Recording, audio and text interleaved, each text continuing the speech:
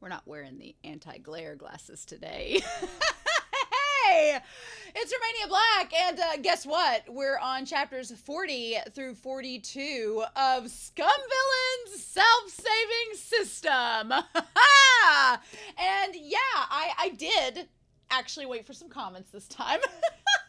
They were late to the game comments, but yeah, I'm kind of reading ahead because I am so petrified of spoilers. Y'all have no idea. So as I'm recording this, like what part 9 is out right now on Patreon, part 8 on YouTube, and we're on part 13. mm. But I can't resist because the story is this good. So I got a couple comments to talk about. Got a piece of feral fandom business to show y'all. But yeah, this story. I did talk to a little bit to the moderators today because they were kind of like, "Where are you at?" And I'm like, "Well, I just finished chapter 39," and they were like, "Oh," and I did say I was really nervous because I know with the parts with like the blood dripping and everything with Lo Binghe, I'm like, I don't know. Am I gonna be the only one that's mad? And they were like, no. The moderator even said that around the time of the events happening with the blood dripping and everything, that the fandom apparently calls Lo Binghe evil Lo Binghe, and I'm like, yeah. And the thing that's so frustrating is I get Lo Binghe, I get why he believes, why he feels so betrayed and he feels so frustrated, and we talked about it last week. But the thing that's so tormenting is that we, the audience, we understand that Shen QingQiu doesn't actually think those things. He just is operating under this paradigm that we as the audience knows isn't a factor anymore. But Shen QingQiu still thinks it's a factor. We're going to talk about that with the comments here in a second. And it's just like MXTX just going all ham on this. I kind of hope with MXTX's fourth story, whenever they finish it, that they kind of go back to their roots a little bit, because I do love Modao Zushi and Heaven Visual's Blessing a lot. Like a lot. But I do find it kind of refreshing the way that MXTX does not play to conventions with this story, and it's very, you get very, Whiteboard Kun is gonna be a mess. Well, Whiteboard Kun is a mess. Conspiracy Board Sama is gonna be a mess. I told the moderators that it takes a lot of time for me to transcribe from Whiteboard Kun to Conspiracy Board Sama, so the last couple weeks I've just been taking pictures of Whiteboard Kun, being like, I'm gonna go through when we finish volume 2 all of this nonsense and just then put it up on Conspiracy Board Sama, because if I don't, it's just going to fill up before we even get to volume 3 and it's going to be a mess. So yeah, my plan is to take Conspiracy Board Sama when we do like the live stream and like maybe the final couple of chapters, and just have him sitting here behind me to be like, this is my It's Always Sunny in Philadelphia conspiracy board, and just going from there. So yeah, so I want to talk about the piece of feral fandom business just for a second. Nothing crazy this week, nothing crazy. Although this image was really, really adorable that Geranium shared in the Discord, and it is of Shen QingQiu as a little cat, like a little white cat, holding a little puppy Lo Binghe in its mouth, like carrying it off. And the thing that was noticeable for me is that the tail of little Lo Binghe puppy is like going like this. So I don't know. I feel like Lo Binghe is all into whatever Shen QingQiu throws down, and Shen QingQiu is like, I don't know what you want from me. So yeah, I just thought that was really super cute. Nothing crazy. It's actually a pretty low-key week in the Discord, but y'all don't know where I'm at, so we'll see where that goes. But I do have a couple comments I want to talk about that's going to kind of build on some theories that I've been positing, and these commenters don't even know about the theories I've posited yet. So I was like, ooh, okay. So we have Shy Galadriel has been catching up with the Donghua and my chapters so far. So thank you, Shy Galadriel. They talked about Liu Qingge being kind of like autism coded, and I thought that was really interesting. I personally do not have autism, but I have had several commenters on the channel who do, and they kind of talk about characters that are kind of coded with neurodivergency, that are coded with different attributes that kind of relate to them. And I find that very interesting, because I feel like what makes fiction so much fun to read and to kind of dissect is that we find characters that relate to ourselves. Like for me, I am very, very, very drawn to Shen QingQiu because Shen QingQiu kind of has like asexual coding with his character, and I can relate to that. And not necessarily that it's true or not, it's just that those attributes are there and they kind of make me connect with his character and empathize with him more. So I think it's really cool that they connect to Liu Qingge and kind of his attributes. So I think that that's really cool. But they also brought up this idea. We've talked about this a couple weeks ago about Lo Binghe, the whole thing in the original flavor, having the sex with the harem wives and starting from a young age, like he was 17 when that all started with the whole poison flower business. And I liked the way that Shy Galadriel worded this.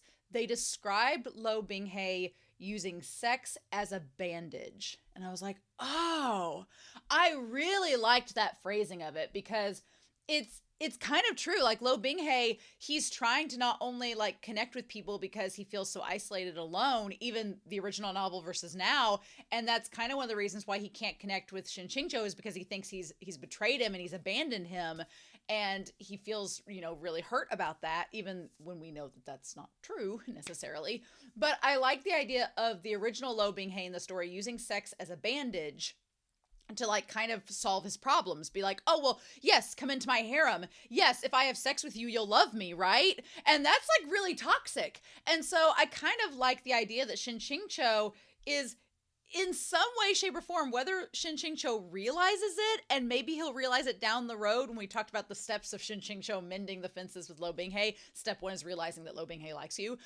We're not there yet, but I feel like down the road, Shen QingQiu, part of his whole MO is going to be, I want you to respect yourself and to love yourself and don't feel like you have to have sex or be intimate with somebody to get that love for yourself. Like you don't need to do that with anybody else. You need to love yourself first. How are you going to love somebody else if you can't love yourself, right? One of those situations. And I feel like that's such a way to describe it. Physician, heal thyself. Lo Binghe has to, it reminds me a lot of Scott Pilgrim versus the World, where Scott Pilgrim in that series has to learn to respect and love himself before he can love anybody else. And so I wonder if Shen QingQiu is going to be like, let's work on this first before you decide to love me, sir. And go from there. But I really like the way that Shy Galadriel described that. So kudos to you. And then we have Eggy Thing. Eggy Thing pointed out something really cool that I hadn't thought about. And I was like, oh, Eggy Thing was like, if you think about it, all the Peak Lords have Qing in their name. And I was like, Liu Qingge and Yu Qingyan and Qi Qingqi and Shen QingQiu and Shang Qinghua. They all do have Qing, which is hilarious because airplane shooting towards the sky, the nomenclature, we gave all the Peak Lords Qing in their name, and it's like, oh, got it. Gotcha. Good. Glad to know. I thought that was really funny, so thank you for pointing that out, Eggy Thing.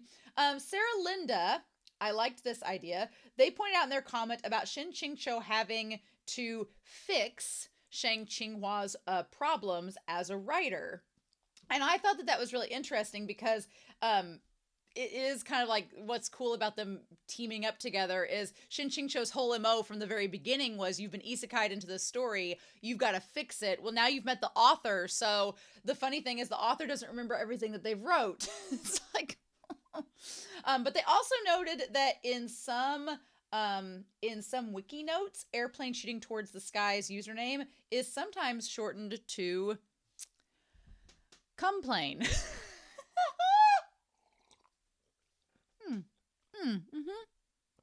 Which could both work because this is a stallion novel and it's talking about all the sex that Lo Binghe is having with all of the harem members, but it could also be noting to the fact that maybe Shang Qinghua is a bottom and will eventually has his own plane filled with, what are we talking about? Should we get, let's get back to the next comment. I don't, give a mine, MXTX gutter mine. Sarah Linda, you've given me MXTX gutter mine. We're just gonna move past. We're just gonna move past to the next point.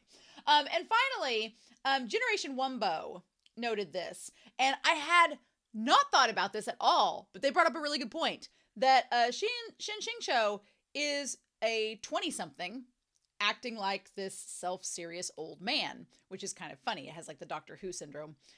Whereas Shang Qinghua, by this point in the story, they were probably in their, what, 20s or 30s when they wrote the story, but then when they were isekai'd into the story as an infant, they've had to spend 20 or 30 years as Shen QingQiu. So now, technically, Shen QingQiu is quite a bit old, but just acting like a total gremlin. And I was like, oh, yeah, they're actually like mentally probably like 50 or 60 or like literally that way. Now, whether or not they act like it or not, but I'm like, yeah, they're actually a lot older than Shen QingQiu by this point in the story. So yeah, that to me makes him more suspicious, because I'm like, if you're really this much older and more mature in reality, what we doing, Shen QingQiu? So suspicious.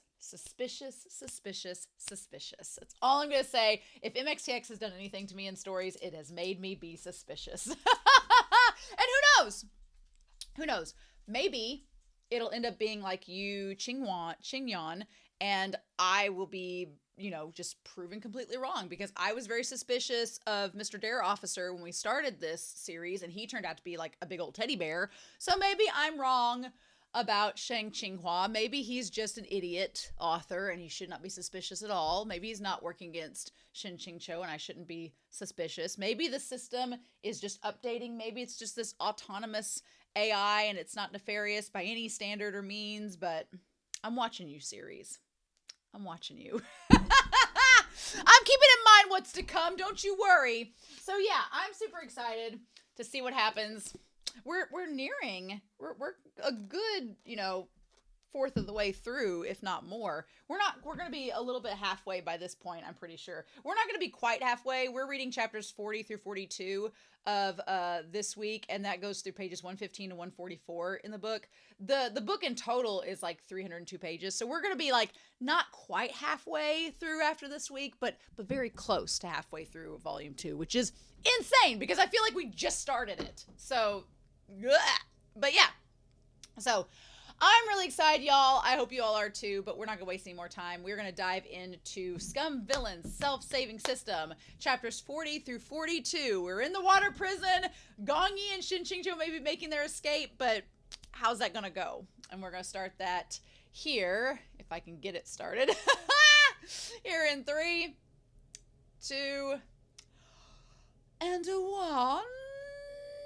Yeah. Okay. Chapter 40. Just now, it had also occurred to Gonyi Xiao to grab a random disciple to use as a weight, but the idea had flashed only by indistinctly.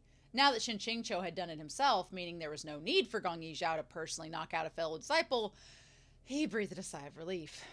As they once more headed toward the outside, shoulder to shoulder, he saw Shen QingQiu draw that black robe draped around his shoulders tighter, and a lump welled up in his throat. He could only feel agonized. He was already reluctant to see Shen QingQiu, the leader of a peak, be imprisoned and humiliated.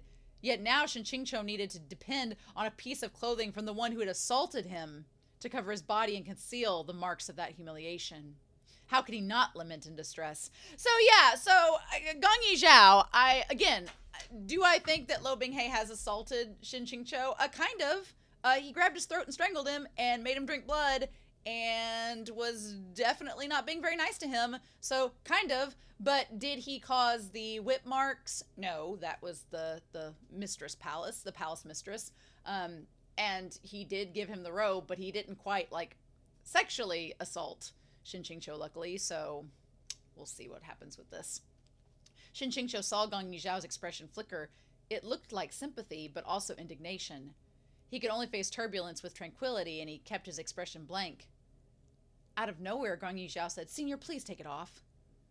Shen QingQiu stared, "Huh?" Without waiting for him to recover, Gonyi Xiao had already begun taking off his own outer robe. Oh no! If Lo Binghe sees this, oh no! Shen QingQiu was just considering whether he should toss a spiritual blast at Gonyi Xiao to try and return him to his senses when Gonyi Xiao offered him the outer robe he'd removed with both hands. "Please wear this!" Shen QingQiu suddenly understood. Oh, so that was what he meant. Lo Binghe's clothes were black, but the clothes themselves matched the person. Like the male lead himself, they were sophisticated, luxurious, yet understated. Obviously, Gonyi Xiao disapproved. Wearing such a robe would only draw attention. No, that's not what he means! That's not what he means! No! But changing into a white robe that looked like it could belong to anybody would be more advantageous to their chances of escape. Oh, such attention to detail! You son of a bitch! You're wrong! What are you doing? No, what? Binghe is gonna be pissed. No! Fog of misunderstanding. Shen QingQiu resolutely removed Lo Binghe's robe and changed into Gonyi Xiao's. Oh my god, if Lo Binghe had saw him in his robe, it might have gone better, but digging graves! Before leaving, he thought for a moment. Then he took the time to fold Lo Binghe's robe. Only after this did he place it on the ground. I mean, okay, so he did fold it up. So there is a chance that if Lo Binghe discovers it, you know, seeing it folded up all nice and neatly, he won't be as pissed off. But if he sees Shen QingQiu with Gonyi Xiao's robe after finding his own robe being discarded, and he should ask Shen QingQiu about it, he shouldn't react, but we know how this song and dance is going to go. Ah! It's just so wild to me. We'll talk about this in the discussion. Navigation wasn't particularly difficult upon first leaving the water prison. But the farther they walked, the more Shen QingQiu came to appreciate that Huanhua Palace's maze array was indeed exceptionally terrifying. They traveled through cave after cave, path intersecting path, and every couple of steps they'd circle around and around to the point that it made his head spin. Despite walking so close to Gonyi Xiao's back, Shen QingQiu almost lost him quite a few times. If Gonyi Xiao hadn't known the assignments and schedules of the water prison staff like the back of his hand, who knew how many disciple guard patrols they would have had to run into? After an hour, they finally made it out of the underground water prison. They walked many kilometers more without stopping and entered Bailu Forest until they were about to cross the border of Huanhua Palace's territory. The water prison's alarm had yet to sound, meaning no one had yet discovered that the prisoner was gone. Lo Binghe's order forbidding all others from visiting the water prison had inadvertently greatly aided Shen QingQiu's escape. After a short rest, Shen QingQiu said, "Young Master Gonyi, after this point, you needn't stay to send me off. Hurry back now while we're still undetected." After a pause, he added, "Within 7 days, go to Huayu City. You'll definitely find me there." "If that's the case, I won't accompany you any further," Gonyi Xiao said. "Even though I don't know what Senior intends to do about these future concerns, please be careful. And Senior, please don't worry about the sex trial next month. It's as you said. Those clean will remain clean no matter what. The sect leaders will obviously exonerate you." Unable to help himself, Shen QingQiu laughed. First, his dark history was set in stone and couldn't be erased. Second, the trial next month had fuck all to do with him. He immediately cupped his hands, carefree and satisfied. May we meet again. The road from Huanhua Palace's border to Huayu City ran through the most densely populated and economically developed stretch of the Central Plains. This also meant that an especially large number of secular cultivation sects and influential families were located within the area. So does he still have on Gonyi Xiao's robe? And, okay. The cultivators of this world highly valued aerial defense. Like in Jinlan City, they often set up aerial defense barriers over their territories. If an immortal sword or spiritual artifact flew through it above the speed limit, it would undoubtedly be discovered and reported to that sect's higher-ups. So it's kind of like a speed trap, which, considering this was written by someone from the modern world, airplane shooting through the sky, the idea of setting up the barriers being like a speed trap is kind of clever. Obviously, traveling this way would be bombastically broadcasting his escape trajectory via megaphone. Shen QingQiu flew part of the way and walked another without rest until he finally arrived at Huayu City the following night. His arrival timing was terribly unfortunate, as a festival celebrating the establishment of Huayu City was in full swing. The city was adorned with colored lanterns and would be brightly lit the entire night. Soaring dragons and lion dances filled the streets, the drums and music thunderous. People were packed together, vendor next to vendor, peddlers shouldering their poles as they slunk down every street. Practically everyone had poured out of their homes. So there's people just everywhere that could see him. Also, we're already out of the water prison, which I thought we were going to spend like at least a whole chapter getting through, but no, we're already out. MXTX ain't wasting no time! But even more unfortunate was that, on his arrival, dark clouds covered the moon. Without the support of sun or moonlight, the chances of his plan would fail greatly increased. Oh, anxious about the odds, QingQiu decided to wait for the time being. At most 1 day. If after that day the clouds had yet to disperse, he couldn't afford to care anymore. If the chance of failure remained greater, so be it. A risk would still be better than clinging to an overripe sun-moon dew mushroom and crying about it. At that point, even if it was cooked and served with alcohol, it would just reek of fertilizer. So he has to have moonlight or sunlight in order for this whole thing to work. As QingQiu walked cautiously, he occasionally bumped into rowdy children or brushed past groups of laughing girls, and he felt very slightly that it really was a pity.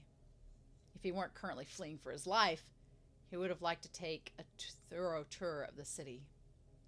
Suddenly, several men, all dressed in clothes of the same color, were walking toward him, long swords slung over their backs. Each one held his head high and chest out. From a glance, one could tell they were arrogant disciples from a random sect. Though it sounded strange, the smaller and more random the sect, the more afraid their disciples would be that others didn't know that they were cultivators. If they could have gotten away with it, they would have emblazoned their clothes with huge slogans. QingQiu turned his body in a natural manner and smoothly picked up a demon mask from the side. He placed it over his face and then openly and confidently walked toward them. At the festival, 6 out of 10 attendees were wearing masks. If he mixed in with them, he didn't have to fear drawing attention. Xizhong, would that Zhuya sword really sit around in this city, waiting to be captured? One man asked from the group. The 4 sects set out a warrant for his capture as one. How could it be fake? The leader berated him. Didn't you see how many sects have sent people here to box him in? Keep an eye out. You saw Huanhua Palace's bounty too. Don't you want it? Myriad thoughts filled QingQiu's mind. It turned out that without his knowledge, he'd become a wanted criminal. It's no wonder Huanhua Palace put down such a large sum. What happened to them was really just awful. The most I did to them was knock out an insignificant disciple, QingQiu thought. I didn't do anything else. So how did Huanhua Palace suddenly become the tragic victim? He wanted to keep listening, but they pulled farther and farther ahead, and the rush of people cut him off, so he could only give up. I wonder if Lo Binghe reacted in a bad way, or if the daughter, if some stuff happened and they blamed QingQiu for it. Huh. While he was mulling over whether he should find an abandoned residence to rest, he felt a sudden weight upon his leg. When he looked down, he saw a small child clinging to his thigh. There's a lot of thigh clinging in this story. That child unhurriedly raised his head. His face was pallid, like he was malnourished, but his eyes were both large and bright. They stared straight at QingQiu as the boy clung to his thigh, unwilling to let go. QingQiu patted his head. Well, who's your family? Did you get lost? The small child nodded, and when he spoke, his voice was meek and sweet. I got lost. The child's appearance was naturally endearing, and it even seemed a little familiar. So QingQiu leaned over to pick him up, letting him sit on his arm. Well, who did you come here with? The child clung to his neck and pursed his lips. With Shizun. It's a little creepy. Was he some sect's young disciple? Then, if a grown-up came to look for him, QingQiu was in for a real headache. But for some reason, the forlorn way the boy said Shizun stirred QingQiu's pity down to the core. He just couldn't harden his heart and tossed the child to the side of the road, leaving him to continue huddling miserably. He patted the boy's soft little behind. Oh, your Shizun didn't look after you properly. How incredibly awful of him. Where'd you get lost? Do you remember? The child giggled into his ear. I remember. Shizun personally threw me down himself, so how could I not? Oh my god, no, what? What is this horror movie? I was waiting for something bad to happen. That, as soon as he said Shizun, I was like, nope. Half of QingQiu's body went utterly cold. It was as if what he held in his arms wasn't the body of a young child, but a poisonous snake. A massive snake that had wound around his neck and bared its fangs, poised to bite and inject venom into him at any moment. He abruptly threw aside the person in his arms and turned around, his back covered in goosebumps. The fine hairs all over his body promptly stood straight. The entire street was looking for him. The ones wearing masks, the one not wearing masks. It was like they were suddenly all immobilized, holding their breaths and watching them. And watching him. The ones wearing masks were frightening with their sinister and demonic visages. But the ones not wearing masks were even more panic-inducing. They didn't have faces. Oh! Is this a dream world? Oh, no! Shen QingQiu's instinct in that second was to place his hand on Zhuya, but he shortly caught himself. He couldn't attack. This was what he'd once taught Lo Binghe. While within Mangmo's barrier, to attack the people who appeared in the dream realm was in fact to attack your own self. Cold sweat dripped from Shen QingQiu's forehead. He had wholly, completely failed to realize that he'd entered the barrier. To be fair, people never remembered when and how exactly a dream began. Oh my God! Oh! But he'd been fleeing. Surely he hadn't been so dull-witted as to fall asleep on the side of the road while running for his life. From behind him, there came a tender voice, Shizun. Moments ago, when this voice had been by his ear, it had sounded clearly and utterly adorable and innocent. But when he listened to it now, it actually possessed some unspeakably terrifying quality. Why don't you want me anymore? The child form of Lo Binghe asked faintly from where he stood behind Shen QingQiu. Shen QingQiu decisively refused to turn his head and immediately took off. Though he said that all the faceless people were watching him, no, he couldn't call it watching because they didn't have eyes. But their faces still turned in Shen QingQiu's direction, and he could indeed feel the weight of countless gazes upon him. Shen QingQiu pretended he couldn't see any of this, and he charged straight ahead, thrusting aside anyone in his way. Suddenly, a hand intercepted his palm. He turned his head to look. Through this hand was though his hand was slim, it possessed terrifying strength, basically like an iron shackle. A 14-year-old Lo Binghe firmly gripped his wrist. On his face was not only the bruising that had never been allowed to heal, but an overflowing melancholy. Those pitch-black eyes stared right at him, almost within reach. You're still coming? Shen QingQiu tried 3 times before he finally flung off Lo Binghe. Then he pushed aside the crowd and continued to flee. First was a child, second was a youth. If the adult version came next, he really wouldn't be able to take it. But this street seemed to go on forever with no end in sight. After a sequence of small stalls on either side, faceless playing children and demon-masked girls appeared every second time. Yeah, of course the girls have demon masks! Shen QingQiu was finally certain. This dream realm street was looping. Going forward was fruitless. Since neither forward nor backward would work, he'd blaze a different trail. Shen QingQiu looked left and right and then darted up to a liquor store. Crimson lanterns hung high over the shop's doors, the red glow muted and beautiful. Yet the wooden doors were tightly shut.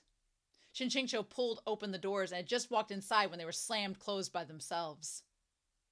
The interior of the house was dark and a cold breeze blew through it. Rather than being the inside of a liquor shop, it felt more like he'd entered a cave. Shen QingQiu didn't think this unexpected. Dream realms couldn't be understood using common sense. Every door had the potential to lead anywhere. At this moment, a series of eerie noises drifted to his ear. They sounded like the intensely labored, incessant panting of a person close to death, whose lungs had been punctured, who was in terrible agony. Moreover, it didn't sound like only one person. Shen QingQiu snapped his fingers, flicking a flame forth from his fingertips, and aimed towards the origin of the strange noises. The flame illuminated the scene in its entirety, leaving out not a single detail. His pupils instantly shrank to pinpoints. Liu Qingge held Chang Luan, the blade aimed at himself, and was stabbing it into his own chest. What? What? What is happening? What? How did he get in the dream realm? When did that happen? Oh my God. Oh no. What? What? What? What? Chapter 41. His body was stained with blood, large swaths covered with a deep and ghastly red. The wounds weren't just concentrated in one place, and a stream of blood flowed from the corner of his mouth. It looked like he'd already stabbed himself with a sword who knows how many times, yet his expression was both furious and crazed. It was obvious he was delirious in the midst of a key deviation. Beneath the rays of the dim yellow firelight, this picture was exceptionally horrifying. Shin QingQiu momentarily forgot that he was still in the dream realm, that it was still the dream realm, and he threw himself forward, wrenching Cheng Lan away. The sword had been staked at the center of Liu Chengai's heart. Oh my god! And with only a light touch from Shin QingQiu, fresh blood spurted violently forth, filling his vision with red. At that, Shin QingQiu's mind cleared a little, and he backed up 2 steps, only to bump into another person. He jerked his head around. Yu Qingyan's head was lowered, gaze meeting his.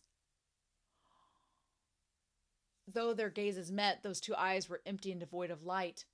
From his throat to his chest, his 4 limbs and abdomen, they were all pierced with a forest of pitch-black arrows. Pierced with 10,000 arrows. All at once, Shin QingQiu understood the meaning of these visions. These were their original deaths. The deaths that he had been meant to cause with his own hands. Shin QingQiu couldn't stand it anymore. He far preferred being outside, getting aggressively stared down by a circle of faceless peoples, to this sort of thing.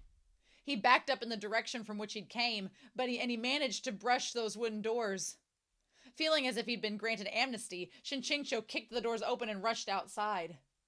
His mind was a mess, his footsteps confused as he tripped and staggered along, cutting a rather sorry figure. Every person on the street watched him in a deathly silence. And while he was disoriented, he crashed headlong into someone's chest. Oh my god, we're going to talk about this in the discussion, but what? That person's hand swiftly came around to his back, gathering him into their arms.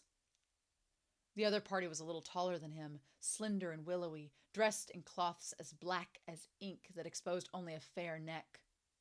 Above that, a sinister mask covered their face.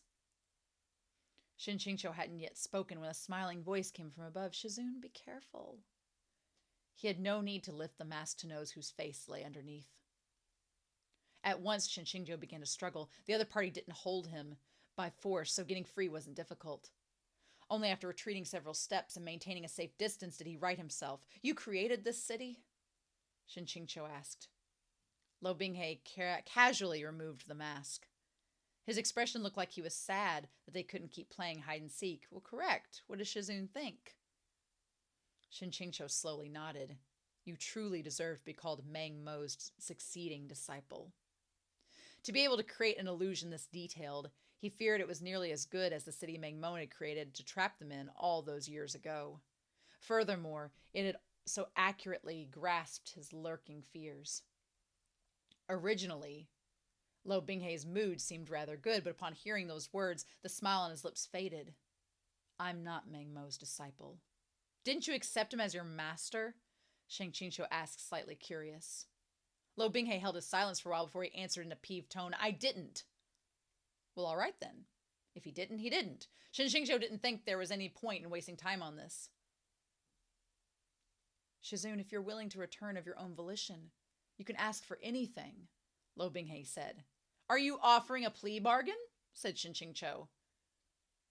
So long as I don't dissolve the blood mites within your body, it will be futile to flee. Oh, is that so? He smiled. Then right now, why haven't you personally come to catch me? Lo Binghe stiffened, sparks flashing in his eyes. At this reaction, Shin QingQiu became even more sure. Something has gone wrong with that sword of yours, right? He asked languidly. The heavens smile down on me. After falling into the endless abyss, while within the stomach of a huge ancient beast... What? Lo Binghe had found a mythical sword that had been forged by a master demon blacksmith with an entire lifetime's work of painstaking labor. This sword was called Shin Mo, Heart Demon. That name alone tells you it's something super dangerous, right? And that was a must. The stronger the spiritual artifact, the harder it was to control. Since ancient times, Shin Mo had passed through the hands of more than 100 masters. Oh! And all had been blessed geniuses from various races. Yet despite this, none of them had been able to escape the same fate. And they had all died to this very blade, their own sword. What? Shin Mo lashed back against its wielder. If you could make it submit, it was a formidable weapon in your hand. But if one day you were unable to control the sword's evil tendencies, you would become no more than another blood sacrifice to its hunger. Oh, this was not in the OG, so interesting. Only after starting the Demon Realm arc had the original Lo Binghe gone through his first bout of internal struggles, wherein he narrowly escaped Jinmo's recoil. After that, for the sake of solving this problem, he'd begun a side plot that lasted 500 chapters and involved collecting 8 or 9 more girls. But right now, with the plot in disarray, it seemed the recoil incident had also moved earlier. Oh! Jinmo's recoil was no joke. No wonder Lo Binghe hadn't given chase. He was busy secluding himself to recover, so he was unable to come capture Shen QingQiu in person. Suddenly, Lo Binghe grabbed Shen QingQiu's shoulder and forcefully yanked. "Rip, why again?" Lo Binghe's face was almost as dark as the bottom of a pot. Each word he spat out sounded like he'd first ground it between his teeth. "Even if I hadn't come in person for now, Shizune shouldn't be too happy."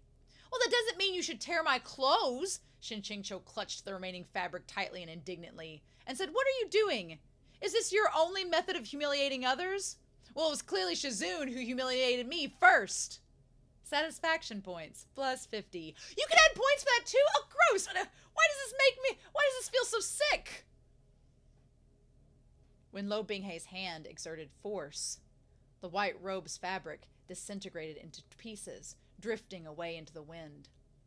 Which was Gonyi Xiao's. His anger still unappeased, he pressed towards Shen QingQiu. His expression made Shen QingQiu fear that there would be no end to this. He'd never known Lo Binghe to have crazy clothes-ripping tendencies, but of course he couldn't just sit there and resign himself to it. They exchanged 10 or so blows, quick and nimble. Lo Binghe could obviously easily assume the upper hand, but like a cat playing with a mouse, he patiently engaged Shen QingQiu in close combat. Shen QingQiu's movements were swift, but it seemed that in Lo Binghe's eyes, he was always one step behind. When he lashed out with a palm strike, Lo Binghe evaded within a hair's breadth every time, calm and unhurried.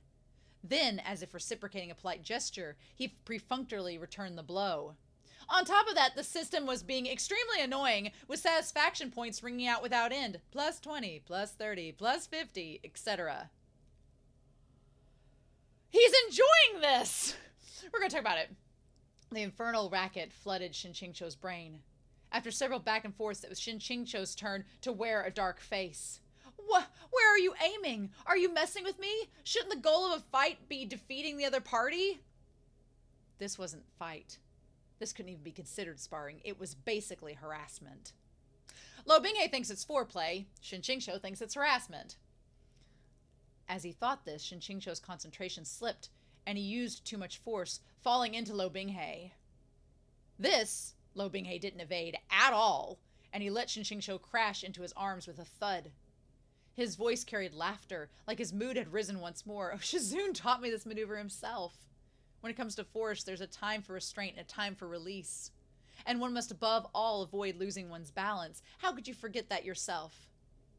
At this moment, Shen QingQiu's mind was bombarded with a colorful explosion of little beast ad nauseum. Motherfucker, this maneuver really was something he taught Lo Binghe.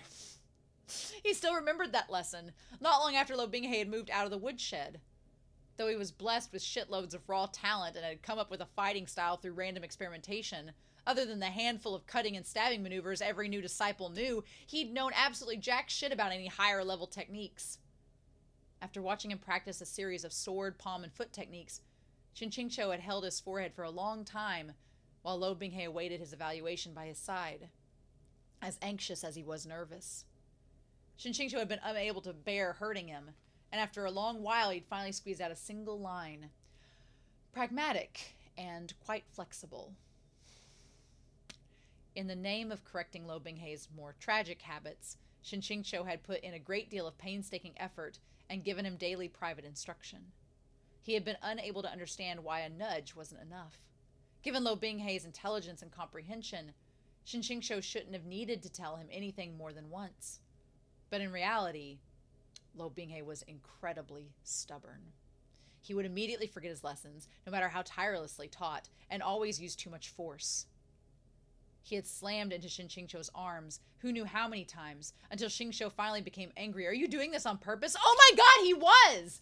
Oh, he was! Absolutely! Also, This is giving a lot more context than the Donghua did, so we're gonna talk about this.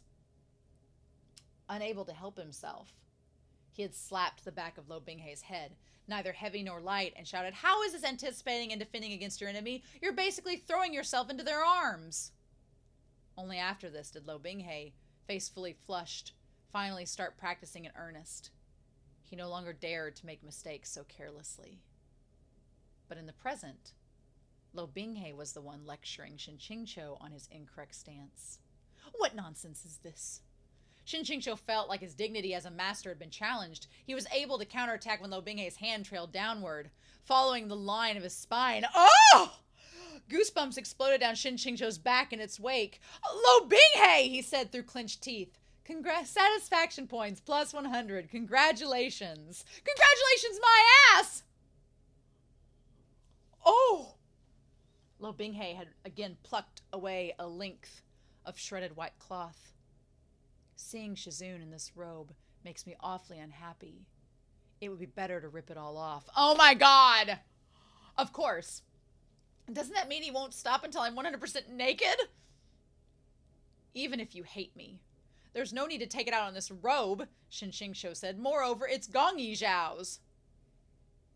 Lo Binghe's face fell. Shizun's the one who truly hates me. You're unwilling to associate with even a scrap of my clothing.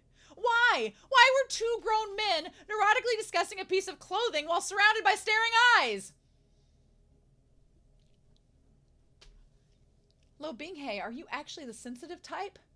I even patted your robe clean and folded it for you. What more do you want? It can't be that you wanted me to hand wash and return it to you personally, Shen QingQiu thought, his expression shifting erratically. What is Shizun thinking? Lo Binghe asked at the sight. He added coolly, if it's about Gonyi Xiao, let me advise Shizun, you needn't think about him anymore. An ominous feeling rose in Shen QingQiu's heart, and he asked in a forceful voice, well, what happened to Gonyi Xiao? Plot-wise, Gonyi Xiao being banished, forced to defend a desolate regional border and deprived of any future prospects, was only supposed to happen after Lo Binghe and the little palace mistress slept together. But now the plot was jumbled to the point where even airplanes shooting towards the sky, the story's own father, would no longer recognize it. So naturally, any scenario could have moved up. Shen QingQiu had yet to hear Lo Binghe's answer when the faceless people nearby stirred. Originally, they had only vacantly stood there, watching blankly as if they were mentally infirm or doing their own thing. Now they started to steadily gather around him. Shen QingQiu was squeezed into the center of the crowd, but he couldn't directly blast them away.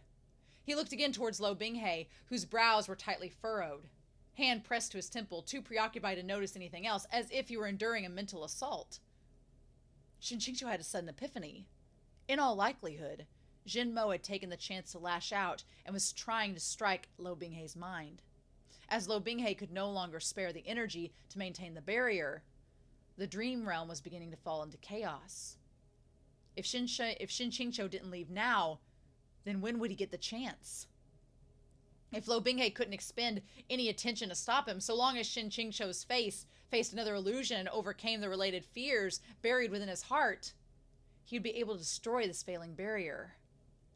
Just like that, Shen QingQiu left. Lo Binghe's head hurt like it was splitting open, but he was unable to move. He could only yell, I dare you to take another step. Shen QingQiu took 10 steps. Afterward, he turned his head. How's that? Lo Binghe looked like he was about to cough up blood. He ground out each word one by one. You just wait and see. Shen QingQiu's gaze didn't falter. He spoke coldly and loftily. Goodbye! You think I'll just wait because you told me to? I'm not an idiot. Oh, no! This is just making, like, the misunderstanding between them even deeper. No! To the side, Shen QingQiu glimpsed another shop. He kicked open the doors and leapt through them. Whatever appeared this time, he was absolutely certain he could face it calmly. At the very least, his chance of success was higher than when facing Lo Binghe. The doors closed behind him, and it was like the clamor outside had been severed away by a sharp knife.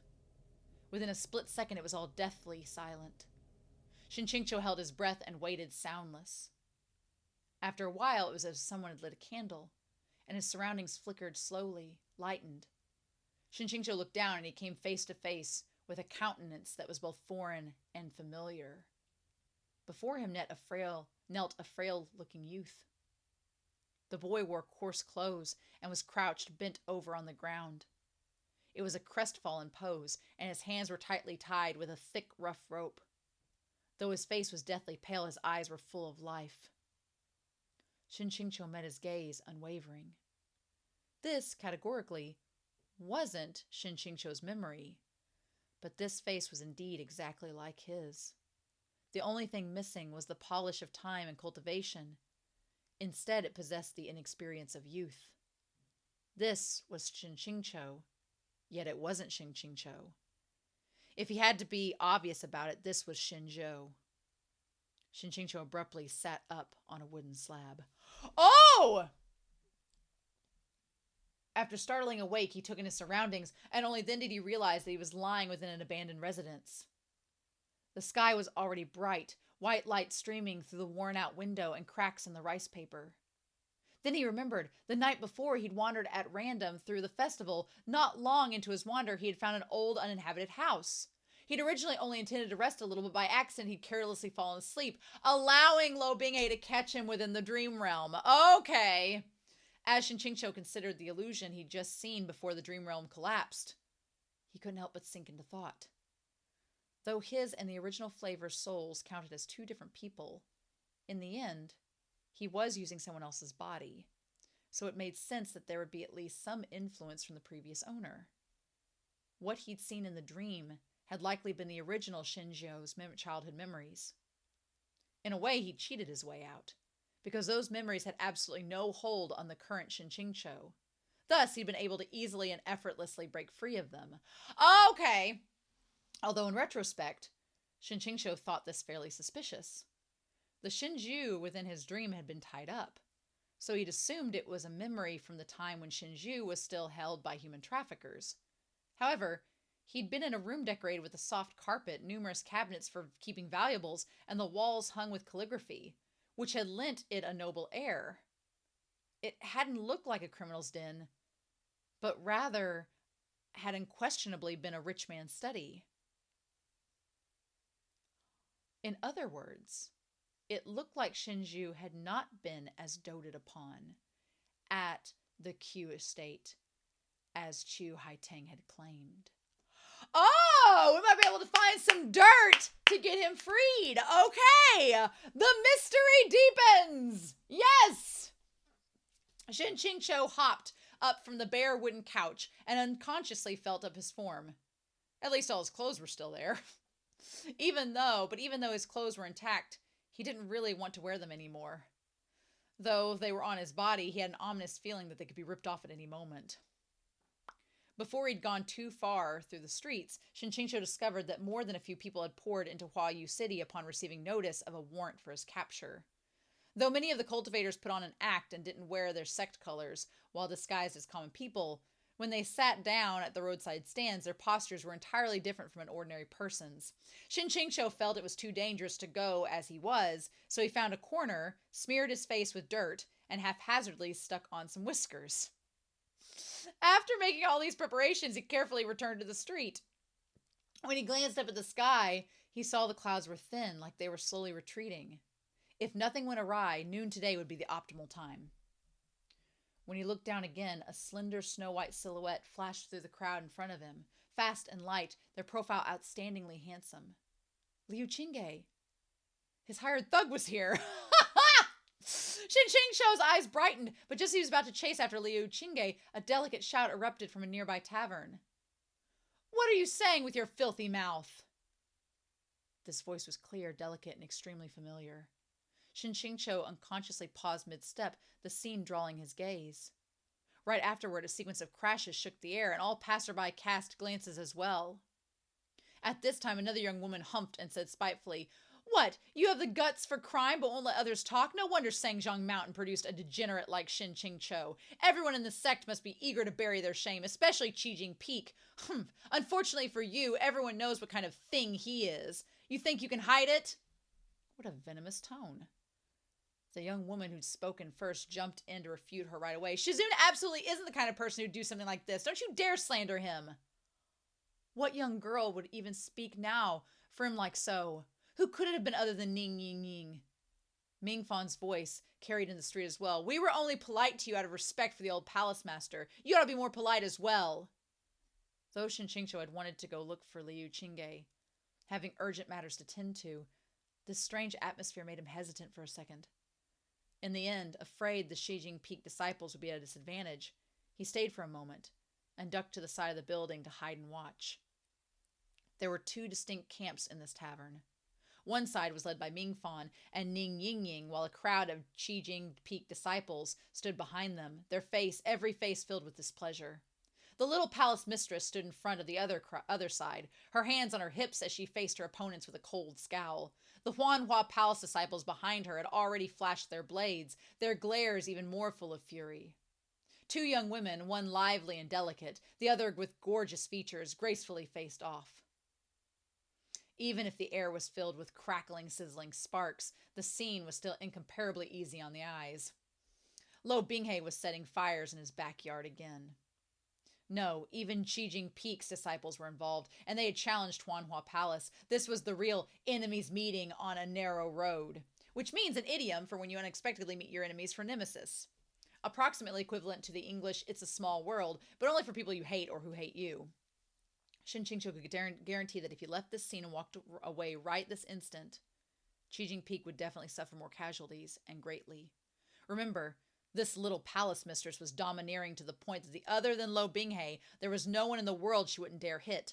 Injury and crippling strikes were common dishes on her menu of retaliation. The little palace mistress humped. Not that kind of person, then tell me, why would he flee in fear of punishment? And he did that sort of thing. As she spoke, she clenched her teeth in hatred, the rims of her eyes going red. Shizin was never convicted, and what do you mean, flee in fear of punishment? Ning Yingying shot back.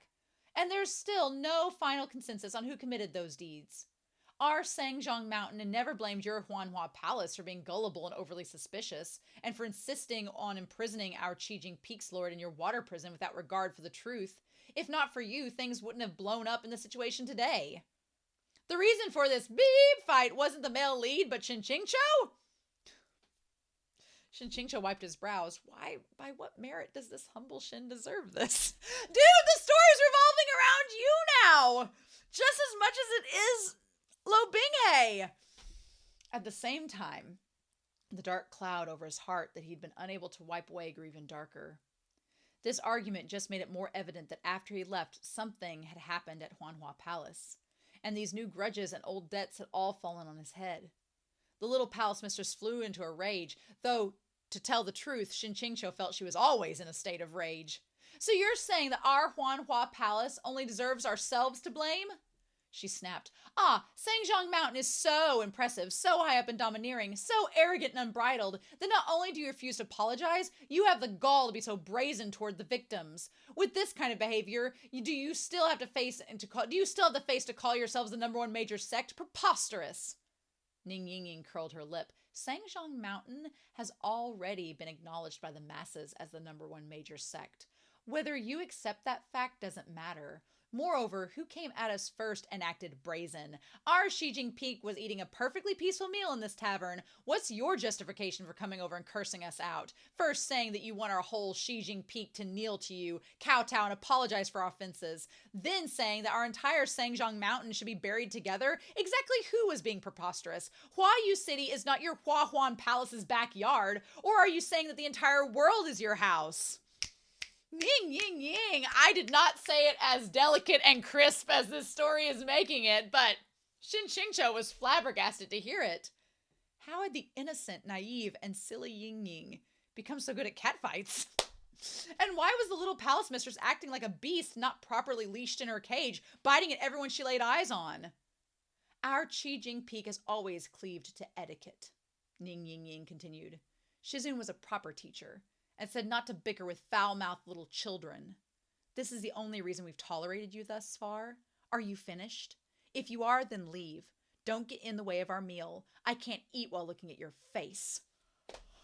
After she spoke, she picked up a cup of tea from the table and splashed it at the other girl's feet. All right, Shangela, let's go. The little palace mistress didn't dodge fast enough, and a few drops of tea splashed the hem of her dress. "You!" she screeched. "You shrew!" Mingfan couldn't take it anymore. Throwing aside his chopsticks, he sneered. "Don't think we're afraid of you just because you're the old palace master's daughter. After all, you're just a little girl relying on her daddy. Neither your seniority nor your cultivation are worth anything. Though when it comes to your ability to annoy, you're first rate. Shrew, the way I see it, you're a bigger shrew than anyone else here. You've lost every shred of Huanhua Palace's face." Shen QingQiu was shocked. Qi Jinping's disciples had always been so meek in front of him. They wouldn't even dare fart. If he told them to feed the chickens, they dare not walk the dogs too. If he told them to make rice, they dare not make congee. Yet it turned out they were actually quite the smack talkers when let loose. The little palace mistress's face went white with anger. She heard Qin Wanyu say that this soft, bewitching little girl had been the sex siblings with Lo Binghe for many years, as well as childhood friends and innocent playmates. All at once, envy and hatred flowed forth from her, and she suddenly raised her hand, and a black shadow shooting from up her sleeve like a poisonous snake. "Oh, fuck, she has a new whip!" When the other customers in the tavern saw that it was finally coming to blows, they left at top speed. Although they passed Shen QingQiu, their expressions were unperturbed, like this was nothing strange. It seemed the residents of Huayu City had long since grown accustomed to this sort of scene. The waiter even abruptly stuck a bill on the post before he walked out! The little palace mistress was the old palace master's beloved daughter. Her martial skills were the product of his hands-on teaching, and her weapons were far from ordinary in quality, the whip strike swift and fierce. Meanwhile, Ning Yingying was the beloved youngest Shimei, who was pampered by the entirety of Qi Jinping. She very rarely encountered danger and had virtually no real battle experience. Her sword wavered back and forth, and though she warded off the attacks, a keen eye could see she was having trouble. For his part, Mingfan wanted to aid her, but he couldn't get past the circle of the Iron Whip's dance and could only fret helplessly. Shen QingQiu assessed the situation, and then casually plucked a green leaf from the flower pot by his foot, which he sent flying. Like from the beginning. The fragile green leaf was filled with spiritual energy. When it collided with the iron whip, there was a piercing crash of something hard on metal. The little palace mistress was unable to see what had gone wrong, but she felt the space between her finger and thumb go numb before her whip slipped from her hand and flew away. Ning Yingying was also startled. She had been about to meet another attack with her sword, but once she saw the little palace mistress had no weapon with which to block, she hurriedly pulled back, afraid of really stabbing her. But the little palace mistress had no similar mercy, and her reaction was supremely fast. The second her weapon left her hand, she reversed the momentum of her arm to turn it up into a slap. A smack. Ning Yingying held her face, and her head turned to the side. Fuck. The 5 fingerprints standing on Ning Yingying's face, and the cheek already swollen on one side, went to show that the attack had been utterly ruthless. Shen QingQiu's heart ached in terrible distress. You dare hit a disciple who I'd never even touched? However, at the sight of Ning Yingying's pretty face made lopsided, one side swollen, one side smooth, and all over tremendously unsightly, the little palace mistress was enormously satisfied, and she felt she had vented her resentment. She rubbed her wrist, raised her chin, and laughed. Well, if Shizun won't teach you, then let this palace mistress do it. Lesson 1.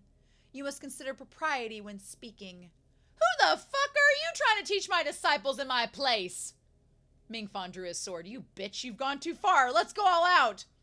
The Qi Jinping disciples couldn't take it any longer. Their youngest Shimei had been hit, and how could they just let it go?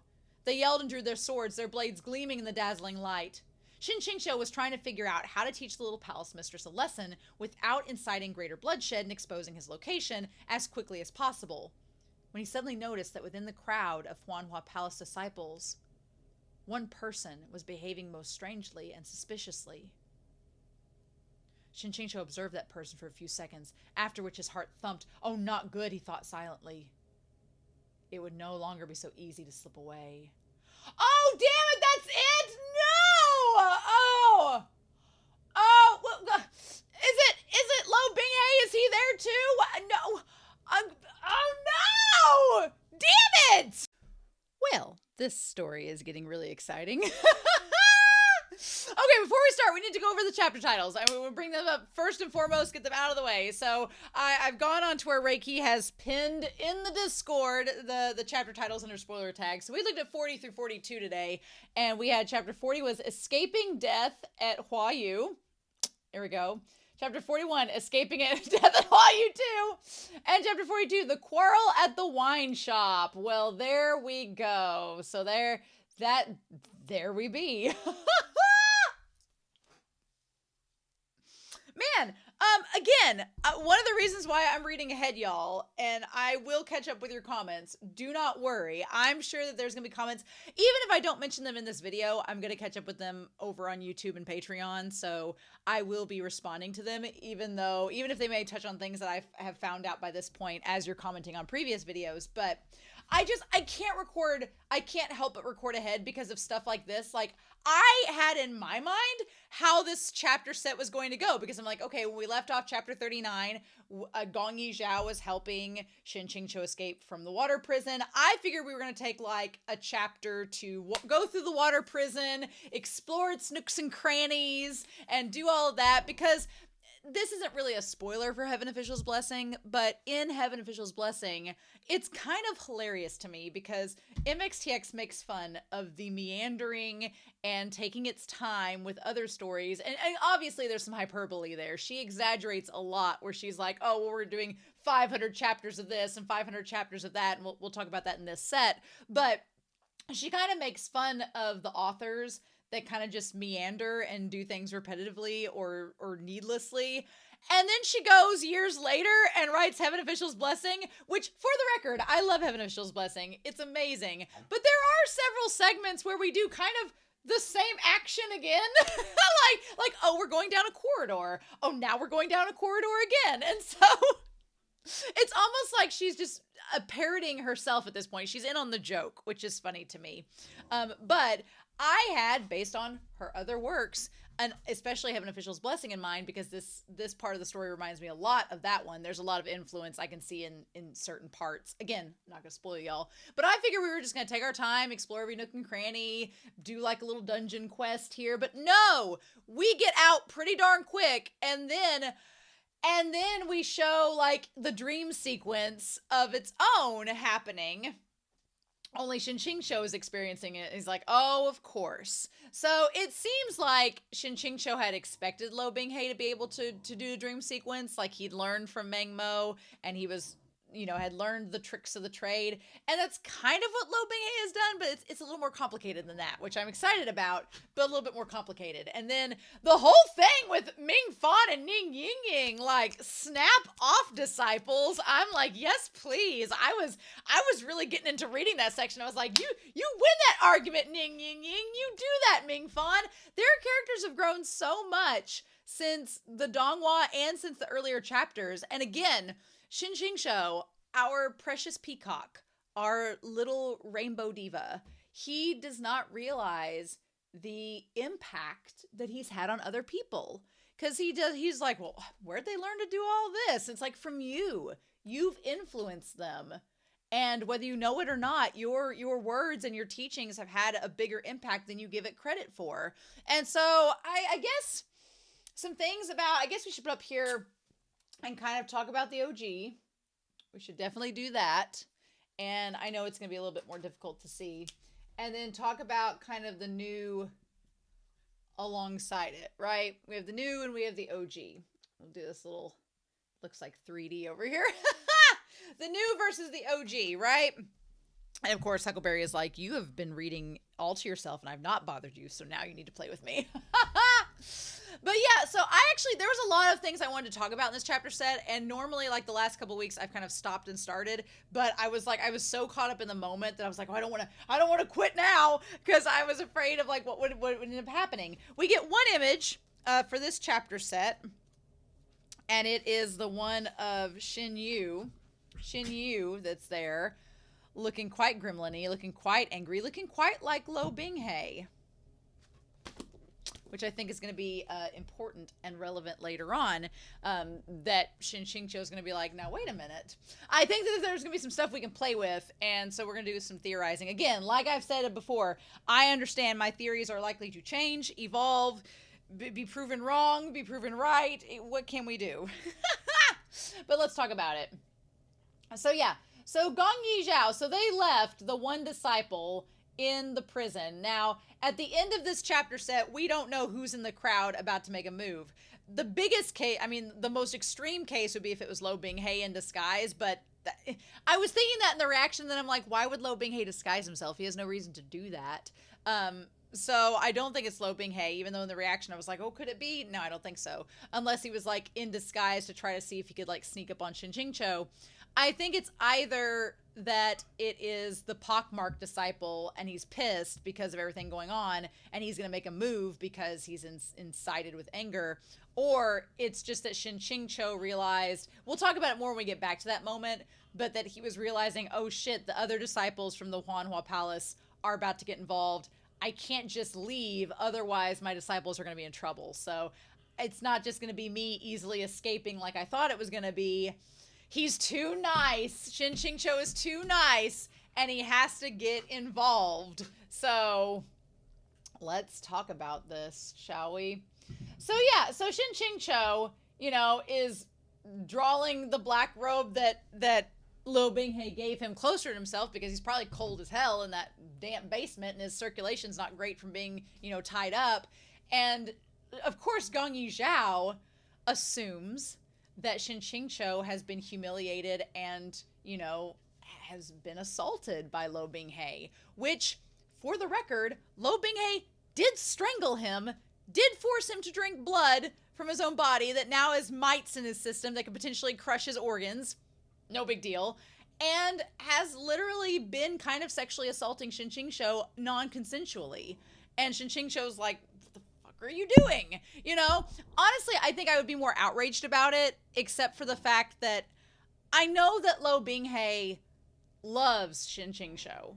I know that he loves him and that he feels betrayed and that he doesn't understand why Shen QingQiu did the things he did, and he can't wrap his mind around it. And every time he sees him, he probably feels tormented by the idea of, I love this man, but he doesn't love me. But why doesn't he love me? Why were they going so well and they just quickly turned around like there was no other choice?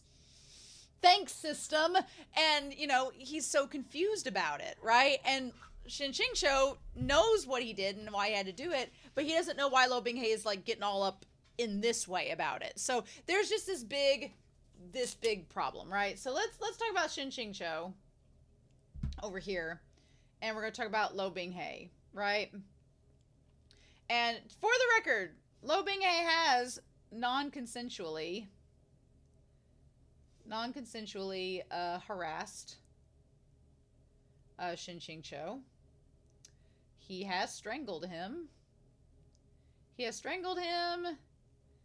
And made advances against his will. On the flip side, he loves Shen QingQiu, but is confused and feels betrayed. We're definitely back to Brokeback Mountain. I wish I knew how to quit you. Meanwhile, Shen QingQiu, he thinks that Lo Binghe is acting like the OG version in a way, but with quirks, in quotation marks. He doesn't quite understand some of the things that he's doing because he doesn't realize that Lo Binghe is in love with him. He doesn't know why that is. He's like, aren't you supposed to have like 16 wives by now? What's going on? So I do appreciate the fact that Shen QingQiu is slowly realizing that the story is not running like the original. And he's kind of like, in this chapter set, Shen QingQiu finally acknowledges to us, the audience, that, yeah, I thought I knew what was going on, but now I don't. And so I'm starting to realize that I can't rely on my prior knowledge to get me any further. And I guess I'm kind of glad that we're doing this now, because the series is only 4 volumes, right? We're almost halfway through the 2nd volume. So we're almost, you know, we're about a third of the way through the story, which is mind-blowing to me, right? It's absolutely mind-blowing to me that we're a third of the way through the story almost. But I'm glad that we're realizing this early that the story is not going to function remotely close to the original at this point. Everything's off the rails. Shen QingQiu's actions have really made an impression on multiple characters, not just Lo Binghe. But yeah, Gonyi Xiao, I like Gonyi Xiao a lot. He's just very innocent. He's just trying to look after Shen QingQiu, and he not only feels bad for Shen QingQiu, but he also like feels like it's his sect's fault. He's like, we're supposed to be this righteous sect that are really appropriate, and we've done these horrible like, torture things to you behind closed doors. He's like, he feels like he owes Shen QingQiu some kindness, right? And Shen QingQiu ain't gonna turn away in kindness. He's like, sure, yeah, whatever. And so Gonyi Xiao is like, that robe must make you feel awful. It must make you feel like who would want to wear the clothes of their assailant, which good for Gonyi Xiao for saying that. But he's like, here, take mine instead. The moment that he handed Shen QingQiu his own robe, I was like, oh, honey, Lo Binghe is going to take that the wrong way. He is going to assume. And that's kind of what's interesting about Lo Binghe's character is that Lo Binghe kind of just assumes that anybody that shows Shen QingQiu kindness must automatically be romantically attached to Shen QingQiu. And Shen QingQiu's like, no, that ain't how the world works. That's not it at all. He's just being nice. Like, sometimes you can just be nice to people without asking anything in return. And it's fascinating to me that Lo Binghe's character doesn't see it that way, that he's very envious, he's very jealous, and it's like, oh. And I'm like, but Shen QingQiu was kind to you, and did you just think he was only kind to you because he liked you? Like, again, talking about Shy Galadriel's comment about it being like, sex is a band-aid, it's that Lo Binghe doesn't know how to process being kind to someone without expecting something in return. And Shen QingQiu is kind of this character that doesn't expect anything in return. He's just nice. He's like, I'm going to give you this kind gesture, but he doesn't expect anything to be reciprocated. Whereas I think Lo Binghe assumes that it has to be reciprocated for something nice to happen to you. And it's like, oh no, these are very, very different worldviews, right? And of course, Shen QingQiu assumes the wrong thing where he's like, wow, Gonyi Xiao, he knew that I would need this white robe to blend in and escape. Oh, look at him and his attention to detail. And I'm like, oh. I was like, Shen QingQiu, you are the most oblivious peacock. And I'm going to be curious if Lo Binghe ever figures that out. If he figures out that Shen QingQiu is an oblivious, I wouldn't be surprised. And I'm going to just do some Modao Zushi spoilers. Modao Zushi spoilers up here. In Heaven Official's Blessing, I guess Heaven Official's Blessing and Modao Zushi spoilers. In Heaven Official's Blessing, there's not really a Shang Qinghua or Jishin character. It's like Shilian figures out. Like Hua Chong is the destroyer of all partners. He's literally perfect. There's nothing wrong with him. There's like nothing wrong with him. He's perfect. Like Lan Wangji, you could say he has some attributes that you might be like, oh, Lan Wangji's not my flavor. Hua Chong is perfect. There's like nothing wrong with him. And he's just like evil demon realm Jesus at this point. But with Heaven Official's Blessing, Shi Lian kind of figures it out on his own that Hua Chong likes him, and he confesses his mutual affections himself. So it's kind of just like they confess, it's mutual. They do it themselves. They don't need any extra pushing really to get it out there, even though Pei Ming would argue otherwise. In Modao Zushi though, Jishin, who is Lan Wangji's brother, Jishin's kind of the one that finally ties it all together because Wei Wuxian is another oblivious, not a peacock, but a gremlin.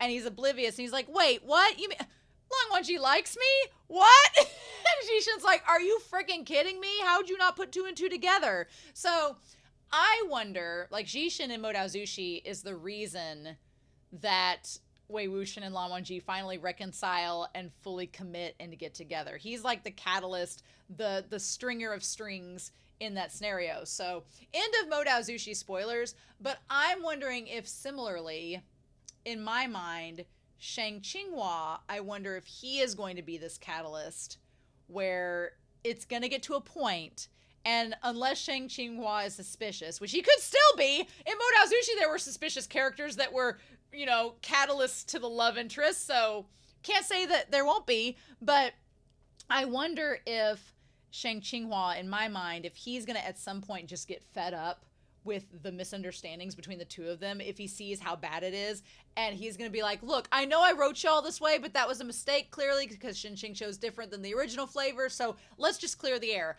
Lo Binghe, Shin Qingqiu is oblivious. He did not know about your advances at all this time. He's been blissfully unaware. I know, it's stupid, that's just how he is. Shin Qingqiu, Lo Binghe loves you. Do something about it. So I wonder if Shang Qinghua will just get so fed up with the obliviousness and the round and round that he'll finally just get tired of it and be like, I don't care how I wrote y'all, here's how it's gonna be. And then he just like goes from there.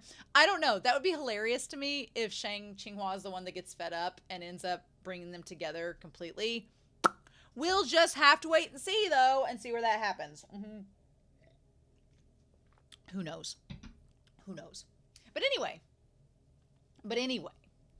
So, Shin Qingqiu, he removes Lo Binghe's robe, which really surprised me because, especially compared to the other series, I did not think that would happen. I thought Shin Qingqiu would keep the robe on. The satisfaction points would have probably gone through the roof if he had, but MXTX ain't gonna let us have nice things. No siree, not 2 volumes in. Nah. So, I was really surprised that he actually ended up folding the robe.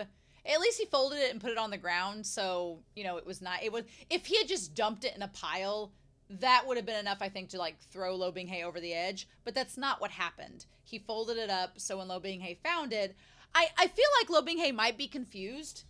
Obviously he is, but I think he might be confused because he seems very conflicted over Shin Qingqiu's kindness, but aversion to him.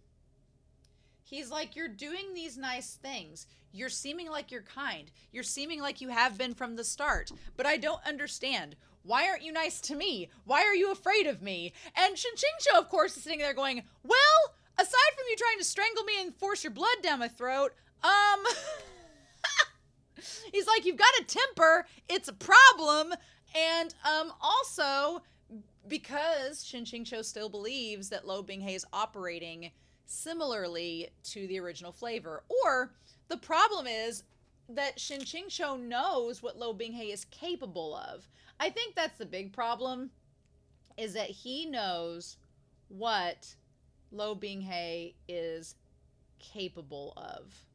He knows what Lo Binghe has done in the past in the original novel. He knows how sinister and nasty he can be. And I can't blame him, especially after what Lo Binghe's done to him so far. I can't blame Shin Qingqiu for still believing that Lo Binghe would be as sinister as he was to begin with, because why would he think otherwise? He's not aware that Lo Binghe has been affected by his kindness. He's just now kind of starting to realize it with Ning Yingying and Mingfan. So why wouldn't he think that? And after everything, I do hope that Shin Qingqiu addresses it at some point, being like, hey, remember how you forced blood in my throat? Remember how you strangled me? Those didn't help me to not think you weren't bad. So why wouldn't I react that way? And I think that needs to happen. I don't want Shin Qingqiu to eventually figure out that Lo Binghe is in love with him and just be like, oh, well, I'll just not mention any of the bad things he's done and try to just get on his good side. I mean, I could see him doing that because he's like, I'll get on his good side because otherwise I'm going to die. But I think at some point, Shin Qingqiu is going to have to tell Lo Binghe, being like, you've got to realize you can't be this way to people. That's not cool. And Lo Binghe is going to have to change his ways if he wants to be with Shin Qingqiu. And I need that to be communicated. But I don't think it's going to be communicated anytime soon. So, I mean, we've only got 4 volumes, so eventually it'll have to be, but I don't think it's going to be anytime soon. I'm like, ugh. So yeah, it's just a lot. So, they get out of the water prison, and I liked that they established very quickly that there was no way Shin Qingqiu could have done this alone. He needed Gonyi Xiao to help him get out of there. But after an hour, they make it out. And then they go through Bailu Forest, and so they were about to cross the border of Huanhua Palace's territory. And the alarm hasn't been sounded yet, so he thinks that they've gotten out. So, I don't exactly know the geography, but we had the water prison, then we got to the Bailu Forest, which was on the edge of the Huanhua Palace.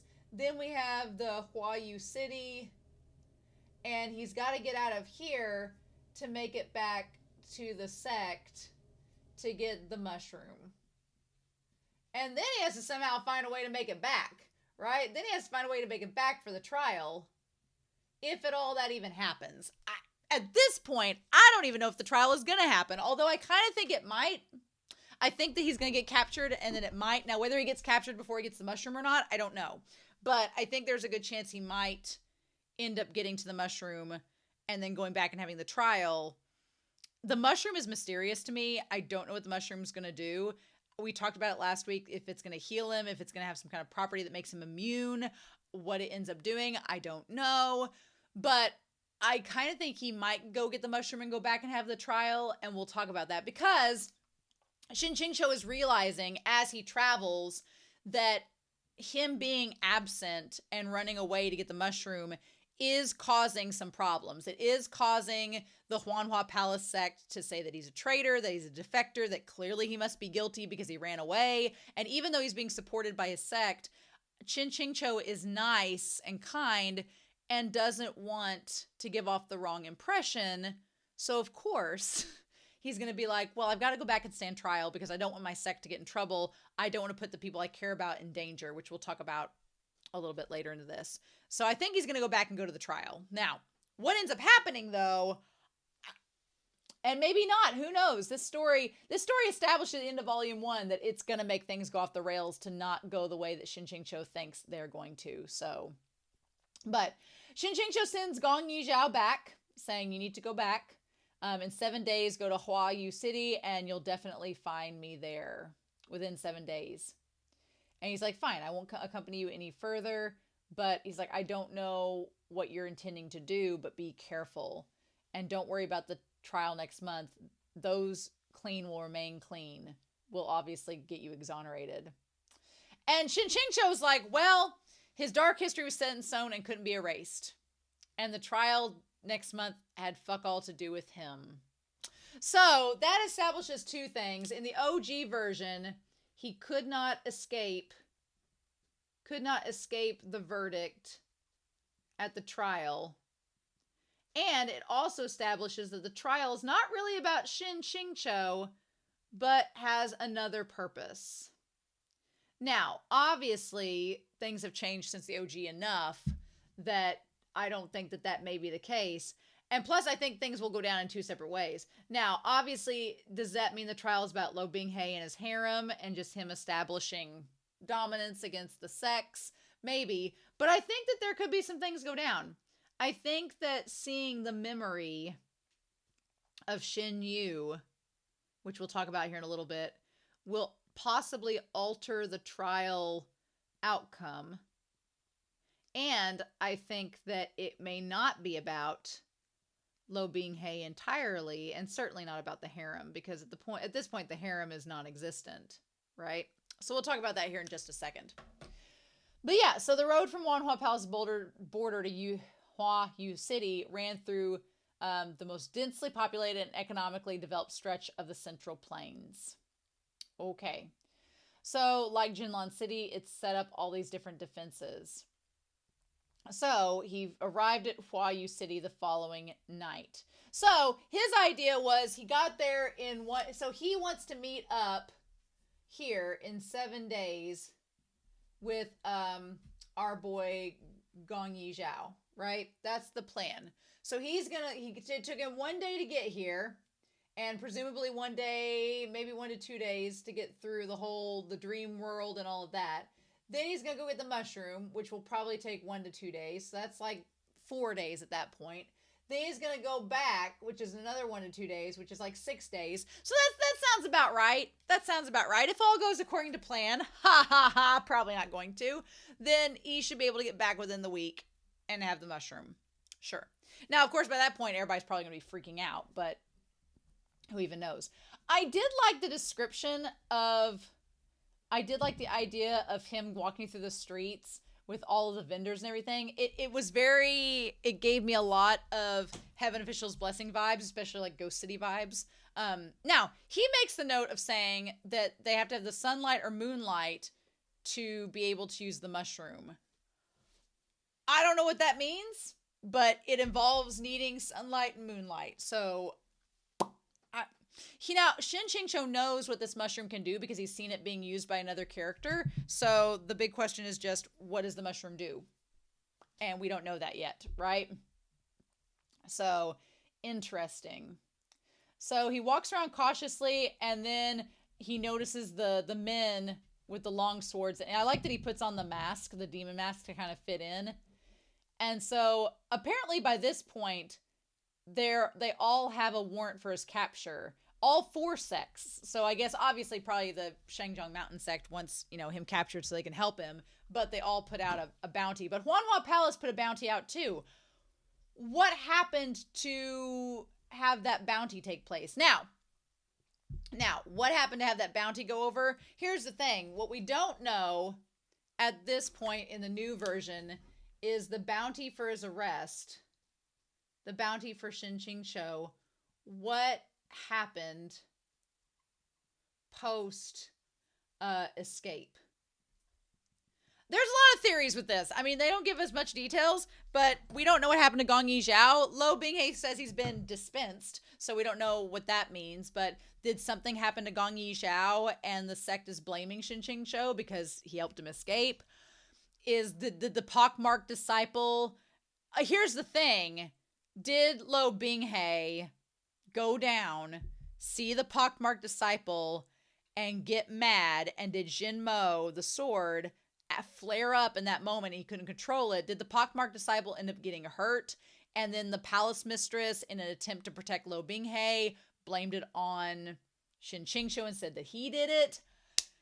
And then the palace master believed him because it's Lo Binghe that would be the alternative, and he doesn't want to admit that Lo Binghe did anything wrong.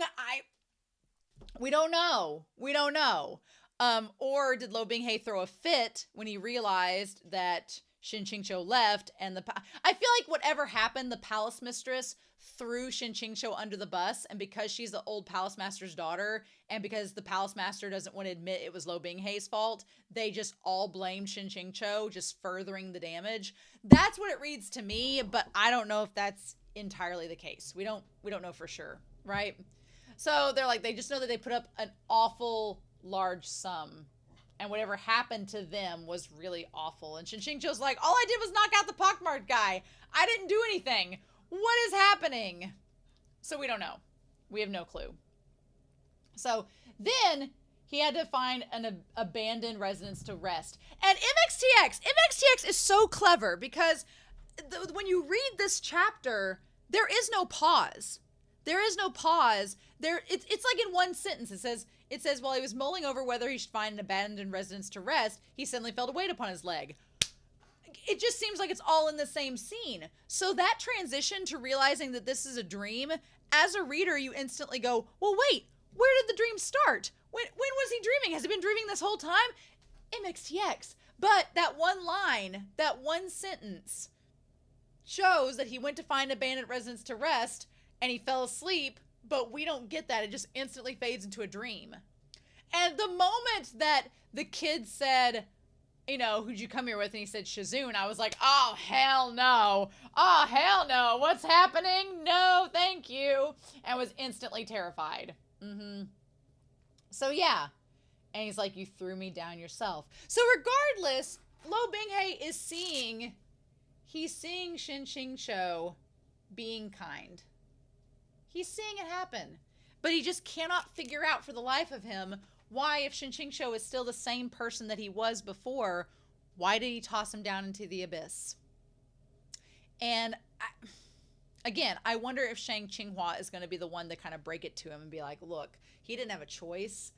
And maybe all that will be said is that Shen QingQiu didn't have a choice. He had to do it, but he obviously didn't want to. And that will be enough to placate Lo Binghe. I don't know.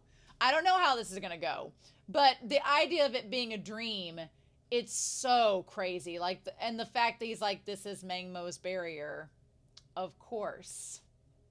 This is what he'd once taught Lo Binghe, that within the barrier, you can't attack anybody or you'll attack yourself. And so, of course, Lo Binghe is like, why don't you want me anymore? And that's the big question. Lo Binghe thinks that Shen QingQiu doesn't want him anymore and has abandoned him, and he can't figure out why. And Shen QingQiu's like, well, I would answer you and talk with you, but you've not exactly been kind or given me a reason to think I can trust you. So it's just so frustrating. It's so frustrating, right? And Shen QingQiu's like, well, what do we do? And so he's like, if I have to deal with adult Lo Binghe, this is not going to be good. But he ends up dealing with it. Now, again, in typical MXTX fashion, she ends chapter 40 with Changlong, Liu Qingge, and Yu Qingyan just getting all killed. And we get to see that it was Shen QingQiu and the memories of him with the people that he killed. Now, here's the thing. What's interesting about this is that this seems like it was something that originally happened in the OG, where Shen QingQiu had the dream realm with Lo Binghe. Now, Lo Binghe says that Meng Mo is not his master, and that he may have just learned this technique, but it's not one that he learned as a disciple. So there's that. But it's interesting to note that Shen QingQiu has these memories of the people that he killed. And it almost seemed like in the original story, having those memories of Liu Qingge's death and Changlong and Yu Qingyan, dare officer, having those memories of them dying were to torment him even more because he had killed them. But in this case, Shen QingQiu's like, oh, I didn't kill y'all. This is just really weirding me out. I don't like the idea of seeing you all dead, but it wasn't something that I did. And so that's going to come back when he sees the memory of his younger self, which we'll talk about here in a second. So yeah, but also I feel like maybe Lo Binghe wasn't privy to those same visions that Shen QingQiu just encountered, because it seemed like he walked into one room, saw those horrible memories. It felt very much like a Doctor Who episode. There's a Doctor Who episode where Doctor Who like opens up a door and it's supposed to be like his biggest fear behind the door. We don't get to see it as the audience, but it's supposed to be there, and he's like, slowly shuts the door back behind him. So Lo Binghe doesn't even realize, I don't think, that Shen QingQiu saw what he saw in that room, nor does he realize about the younger version of himself from his past, from the OG flavor, that he saw. So it's interesting that Lo Binghe has created this dream realm because he's trying to chase after him, but he can't physically do it himself for reasons we'll talk about in a second. But he doesn't know everything about the dream realm that he's created. So that's all. It's all rather interesting, right? So then, of course, he runs back into Lo Binghe. And he's like, well, you created the city. And he's like, well, you truly deserve to be called Meng Mo's succeeding disciple. But he's like, I'm not Meng Mo's disciple. And he's like, well, didn't you accept him as your master? And Lo Binghe is like, no, I didn't. And he's like, oh, okay. So, I mean, at this point, I like that Shen QingQiu is slowly accepting. The thing that's so frustrating, though, it's great that he's slowly suggesting and accepting that things within the OG novel have changed. And he's like, oh, so you're not Meng Mo's disciple. Well, that's cool. And it's like, you accepted that, but you can't accept the fact that your kindness may have altered him? And I think just what keeps him from accepting that as well is the fact of how Lo Binghe has treated him. I think if he hadn't, been so horrible to him, maybe he could have considered it, but we'll talk about Lo Binghe's temper here in a second. And he's like, why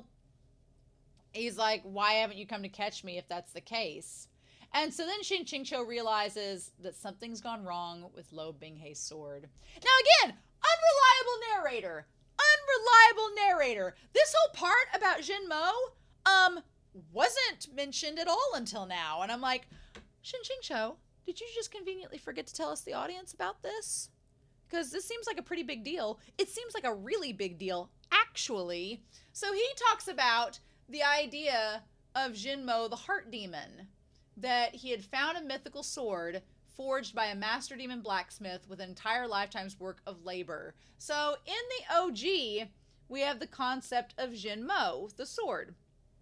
And he talks about Jin Mo has passed through the hands of hundreds of masters who were all prodigies from various races. So all prodigies that were killed. And I'm like, oh, I had thought that maybe the sword was like sealed, in the basis of a turtle cave. Like sealed. Apparently it was sealed in the belly of something. They kind of mentioned that here. But it's like they all had not been able to escape the same fate. They had died by the very blade. So the blade has killed them. So the blade killed the previous owners. That sounds like a pretty important effing detail that might have been important to know earlier on in the story. So it lashes back against its wielder, and if you can't make it submit, then it will make you a blood sacrifice to its own hunger. So in the OG one, it says, after starting the Demon Realm arc, the original Lo Binghe had gone through his first bout of internal struggles, wherein he narrowly escaped Jinmo's recoil. And after that, for the sake of solving his own problem, he'd begun a side plot with 500 chapters and 8 or 9 more wives. But right now, the plot's in disarray, and the recoil incident had also moved earlier. So here's the thing. In the OG, we're going to tie this back around. In the OG plot, Jinmo had attacked Lo Binghe, and in order for Lo Binghe to go and quote-unquote train, he spent 500 chapters in this training side plot to submit Jinmo, and along the way, possibly had sex with 8 to 9 new wives. Again, sex is a bandage for Lo Binghe. And I love the way, I'm so glad I have that phrase now, sex is a bandage. Because, yeah, it seems like in order to quell, since it's a stallion novel, and in order to get character development for these stallion novel protagonists, they have to go out and have sex. So Lo Binghe, for him, I put romance in quotation marks, but the romance and intimacy for his character is a form of development. It's a form of development. And so in the story, it ties to this idea that in order to win over the sword, Lo Binghe has to get stronger. And in the original novel, Lo Binghe getting stronger meant having more wives, which meant having more intimacy. Well, guess what's not happening in this version? He doesn't have wives, and he doesn't have intimacy. He's not having sex. He's not having love, and meaning that he was loved. Now, in the OG version, I would argue that it was toxic, right? I think we all can, considering how the story has been framed to us so far in the OG version, it's toxic. So I wonder, this whole Jinmo thing seems to be a subplot that's going to come and have major significance later on in this story, because the whole thing is, if Lo Binghe cannot get Jinmo to submit to him and be a sword that he can use, then it's going to kill him. So to me, just like how we have this idea now that Shen QingQiu is dealing with the poison in his body that is slowly a problem, now we have Lo Binghe trying to get his sword to submit. Both of these problems involve each other loving one another. So yeah, we can't solve the problem for the protagonist. Shen QingQiu can't cure the poison unless he has sex with Lo Binghe. Presumably. Supposedly. Seemingly. Lo Binghe cannot get the sword to submit to him to be able to control all the demon races and the human races unless he has sex with Shen QingQiu. Supposedly. Seemingly. I guess. So, the idea, the plot of this self-saving system, the whole plot is these two have to fall in love. They have to love each other. And if they don't, both of them are going to die. So, regardless of all the other stuff, regardless of all the other plot elements and everything, if they don't get each other, if they don't fall in love with one another, they're both going to die. And neither of them realize that that's a thing.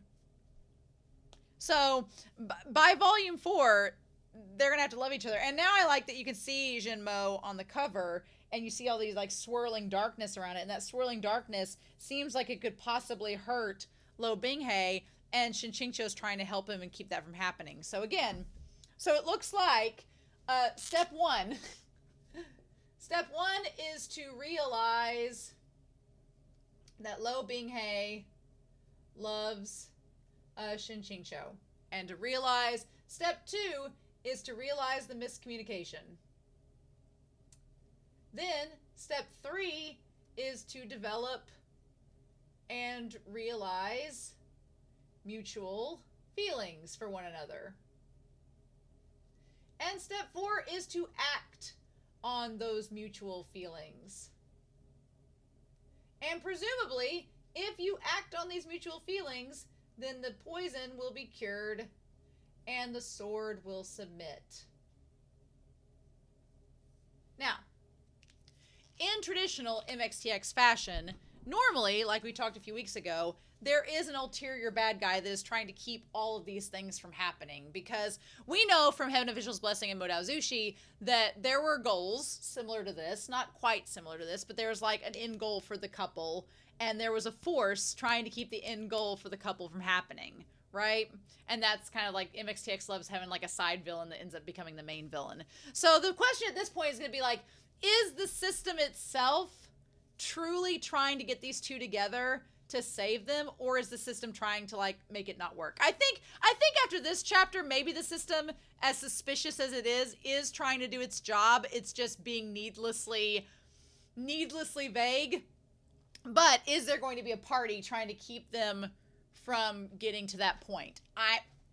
We're gonna have to see, right? We're gonna have to wait and see, right? That 'tis the question. But yeah. So Lo Binghe hadn't given chase. He was secluding himself to recover and couldn't come and capture Shen QingQiu in person. So the question is, when did Lo Binghe try to use Jin Mo? Was it once he found out that Shen QingQiu had escaped? Was it against Gonyi Xiao? We don't know all the details yet. But again, and Shen QingQiu kind of calls Lo Binghe out when he grabs Shen QingQiu and like rips at the robe. Shen QingQiu's like, what are you doing?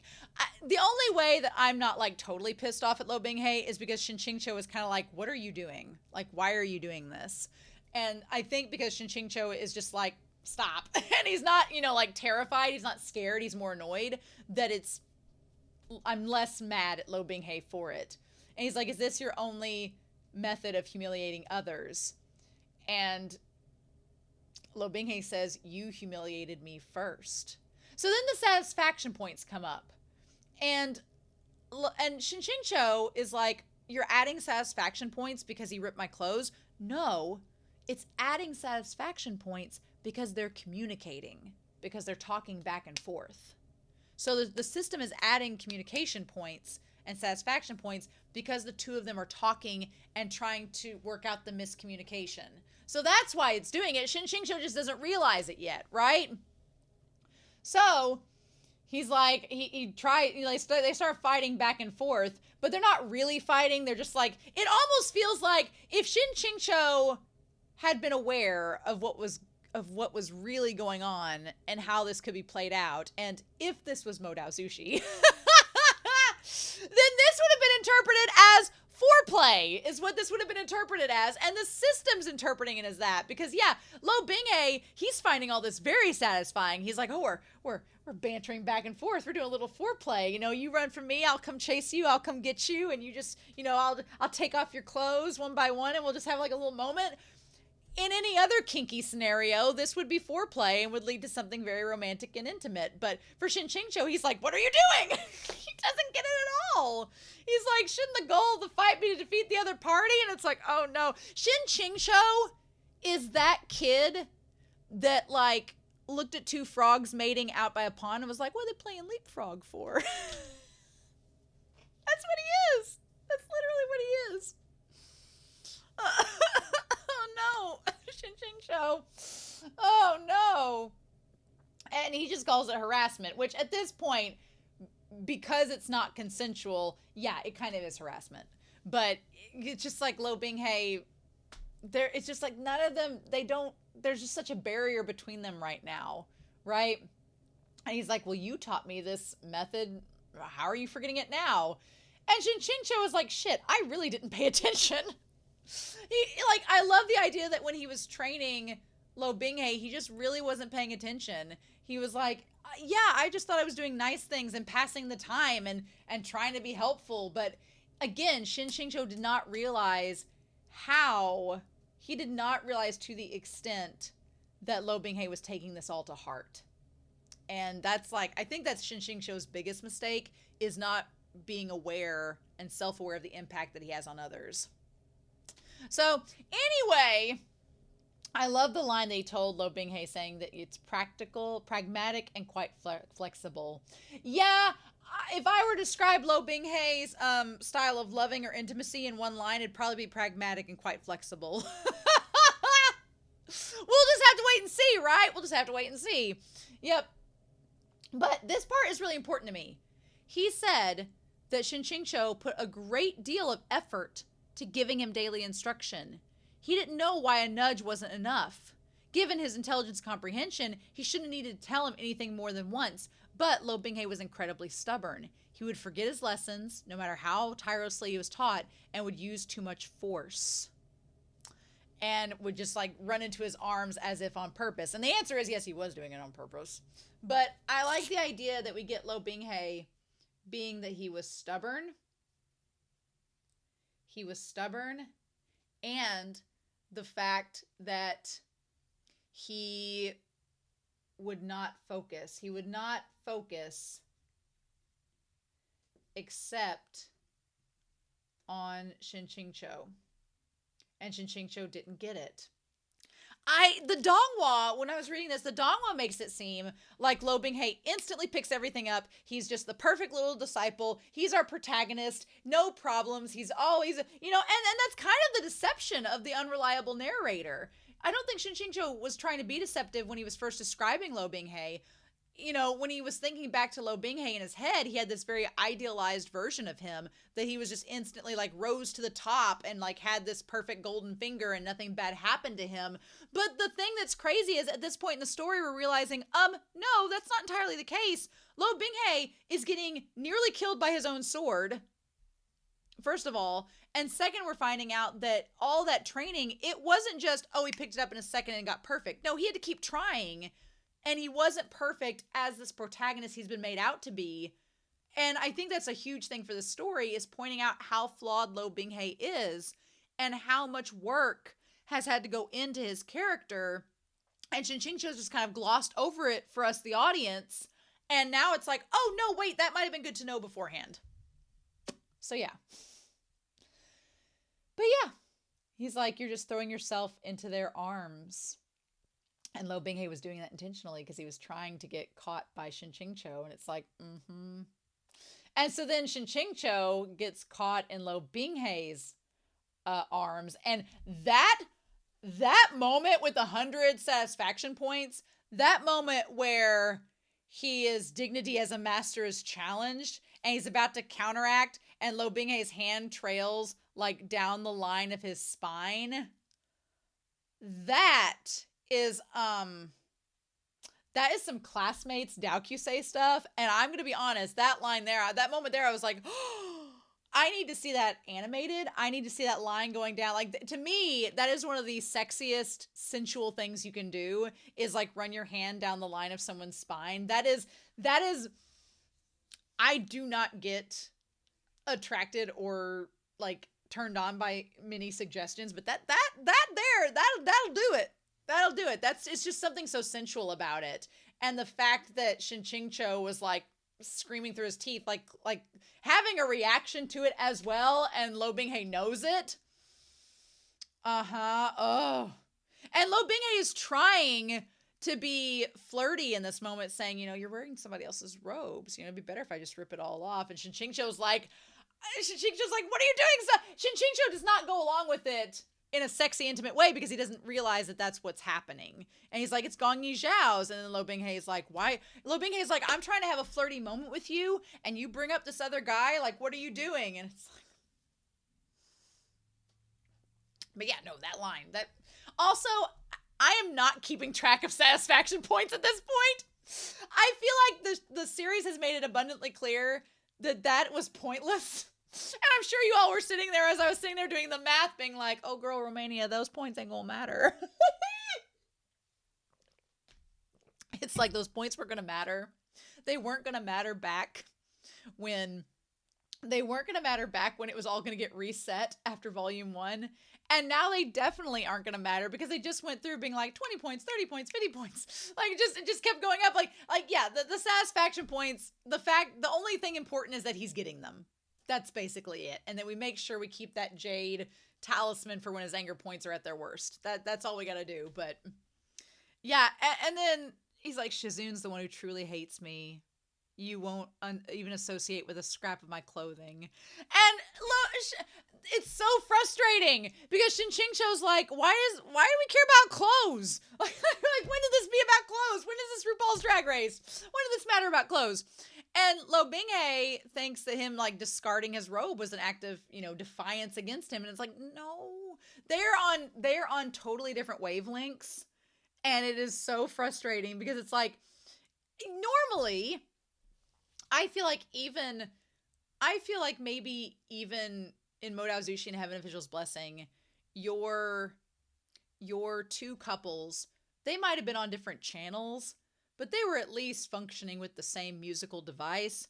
At this point, Binghe is a vinyl record and QingQiu's an 8-track cassette tape. Like they're not even on the same channel. They're not even on the same device. They are on totally different functions right now, and they don't even realize it. It's like, oh my God. And he's like, if it's about Gonyi Xiao, let me advise you, you don't need to think about him anymore. And it's almost like this whole chapter just read like Binghe is trying to flirt and be flirty with QingQiu, and QingQiu's like, well, what happened to him? What do you mean what's going on? Like, just... Yeah. Mm-hmm. I'm sure none of you were frustrated reading these chapters. I'm sure none of you were frustrated at all. Just sitting there going, what do we do? Ah! So yeah. So anyway, according to the OG plot, Gonyi Xiao originally had been banished. So in the original OG plot, Gonyi Xiao was banished and basically forced to defend a desolate regional border and deprived of any future prospects. And basically, that was after the Palace Mistress and Binghe got together. Because the Palace Mistress was supposed to be with Gonyi Xiao, but that didn't happen.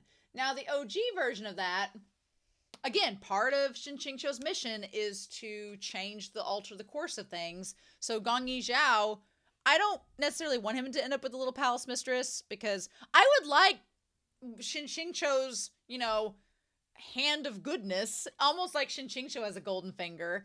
I would like that to rub off on, how do I say this in a non-sexual weird way?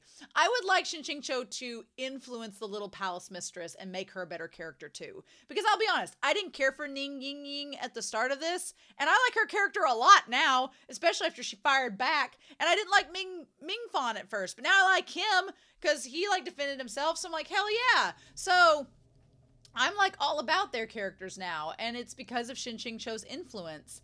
And so I would really like it if QingQiu influenced the little Palace Mistress to become a better person. But right now, I don't really want her with anybody because Gonyi Xiao is too nice and she's too awful. And obviously, Binghe doesn't care about her, and she's kind of jealous about it. So anyway, he points out that right now, Binghe can't really control the dream realm as much as he would like to because Jinmo is like trying to strike at him. And Binghe can't spare the energy to maintain the barrier, and so the dream realm's starting to collapse. And QingQiu's like, well, I gotta go. And so the sad thing about this is that QingQiu is leaving. He's like, I gotta get out of here. And Binghe is yelling at him, I dare you to take another step. And QingQiu is like, how's that? Like, he's like, I'm not gonna stay here. And again, I think that as heartbreaking as it is, because I want QingQiu and Binghe to talk more, talk it out more, right? And to come to a better understanding, I don't blame QingQiu for leaving, because Binghe, even though you can see where Binghe is coming from, because we've seen some of his perspective, we know where he's coming from, but at the same time, he's been so awful to QingQiu, I don't blame him for leaving, and he's got an agenda to do. And he's like, no, he's like, just you wait and see. And the thing about it is, I don't think Lo Binghe would kill Shin Ching-cho, but I think he literally would put him in a pickle jar and stomp around him and torture him at this point in the story. But Shin Ching-cho's like, damned if I do, damned if I don't. I gotta go. And so that's when he goes down into the other room. He, like, goes inside. He kicks open the doors of the one place and then sees Shinju, like, before him. And instead, it's like he's been on the ground and his eyes full of life, even though his face is deathly pale. Now, he makes a note here, right before chapter 42 starts. He makes a note that then he remembered the night before he'd wandered into the house and fell asleep. But he said, in retrospect, he's like, this is really suspicious. The Shinju within his dream had been tied up, so he assumed it was from a memory of when he was still held by human traffickers. But he was in a room with soft carpet and cabinets and valuables. It didn't look like a criminal's den, but rather a rich man's study. And so Shin Ching-cho was like, now wait a minute, does this mean that even though Chiu Haitang says that their family doted on him, that wasn't the case? So basically Shin Ching-cho's like, I might have some ammunition at the trial. I may have figured something out about my character's past that I didn't quite think of when I was reading the novel originally that is going to be a way to get out of this, right? So I think in my mind that he's figured out that Chiu Haitang is not telling the full truth. She's being manipulative. She's being she's either she doesn't know the full story and she's just acting under what she knows, or she's leaving details out. Either way, I think Shin Ching-cho's like, I can go back to the trial with this knowledge and challenge her and make her admit she hasn't been telling the full truth. And then it's like, you know, you can't convict someone of guilty if there's any questionable doubt. And if her story renders questionable doubt, then we can overturn the case and Shin Ching-cho can get out. So I think that one moment, he's like, oh, she might have left out some details. And that might make her story not hold water anymore and will let me escape. And will let him get exonerated. So we can only hope. So then we have chapter 42, right? And so he gets up off the couch and goes to the streets. And that's when he runs into Liu Qingge. And he's about to go and chase after him when suddenly, you know, he should be getting out and finding the mushroom. But maybe we'll do that next chapter. But then he hears the palace mistress like talking shit about him to Ning Ying Ying and Ming Fan, and they both defend him. I love it. I love that we have this just talk off. It's so funny. The reason why I mentioned Shangela in the scene is because in the original, I'm a big fan of RuPaul's Drag Race. Way back in season 3 of the series, there were two drag queens. One was called Mimi I'm First, and the other one's called Shangela. And they're in this back room talking in between challenges, and Mimi I'm First basically accuses Shangela of something, and Shangela gives up and gives this big speech, just like Ning Ying Ying gives a speech just like that. And at the end of it, she takes her tea, Shangela does, and takes her drink and throws it on Mimi. And that gesture is exactly what happens here with the palace mistress and Ning Ying Ying. And I was like, oh my God, it was just like a recreation. I was like, this is Drag Race worthy tea getting spilt. I love it. And so, yeah, Ning Ying Ying's like, look, we're just here having a meal. Y'all came in and got onto us. We're just trying to look for our master, too. Why are you being so awful, right? And so then this scene where at this moment, the palace mistress tries to attack Ning Ying Ying, and just like in the first volume, just like in that first couple of episodes where Lo Binghe is getting picked on by Ming Fan, it's like a total recreation. I'm surprised Ming Fan didn't notice, but maybe none of them saw the leaf, because I'm surprised if Ming Fan didn't notice the leaf and make. But here's the thing, Ming Fan didn't know back then that Shin Ching-cho ran them off from bullying Lo Binghe, so he would have no idea. So I'm wondering if Ming Fan will ever make that connection that it was him that did it. That's another thing that could happen. Ming Fan could make the connection between, if he ever figures out that Shen QingQiu did the leaf to block the whip, if he ever saw or made that connection in this book, and then later on made the connection and told Lo Binghe, or says out loud, like, hey, Shen QingQiu, were you defending Lo Binghe back then? And Shen QingQiu was like, yeah, I kind of was. Could that make a difference in the story? I don't know. But he does the same move. And manages to get the whip out of her hand. So instead of cracking her with the whip, instead, and I like they do establish that Ning Ying Ying has no fighting experience. So she, was just trying to defend herself with the sword. But she also, Ning Ying Ying, in being kind, doesn't want to stab the palace mistress, so she backs off. But instead of just letting it go, the palace mistress slaps her.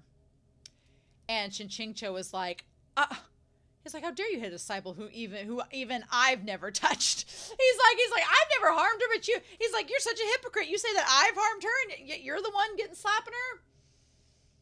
And then he's like, trying to teach my disciples in my place. I like that just Shen QingQiu getting so angry on their behalf. And then he's about to question what to do next. And he's trying to figure out how to teach her a lesson without inciting bloodshed or exposing his location, when he notices when the crowd, one person was behaving strangely and suspiciously. Now, I feel like he thinks that maybe that person acting suspiciously or strangely is going to incite a fight.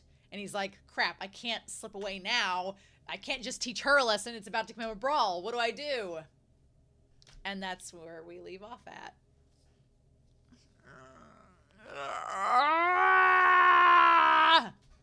So yeah, I don't know if I'm gonna wait. I'm obviously going to, I'm probably gonna wait till the next set of comments, though, if I'm being real. I've got some other reactions to do in the meantime, but once I'm caught up, I'm gonna be ready to go. Oh my god, so much misunderstanding, so much happening. This series is making you work for it. The OG versus the new, there's still new stuff being, like, put out there. Oddly enough, this chapter felt like a setup chapter. It didn't feel like the big reveal. It felt just like setup and little banter and foreplay between him and Lo Binghe. And I'm like, oh my god. But next week, we are going to go over the halfway point of Volume 2. We're going to be looking at chapters 43 through 45, pages 144 to 190. And just see. For some reason, I have an asterisk there, and I wonder if that just means that I was halfway through. Maybe. I don't know why that asterisk is there. I've forgotten why I put it there. Oh. But in any case, I'm going to be curious to see what we get, so I hope you all have a wonderful week. I'm curious to know your thoughts down below. Please stay safe, take care, and I'll be back very soon with more of Scum Villain's self-saving system. Bye!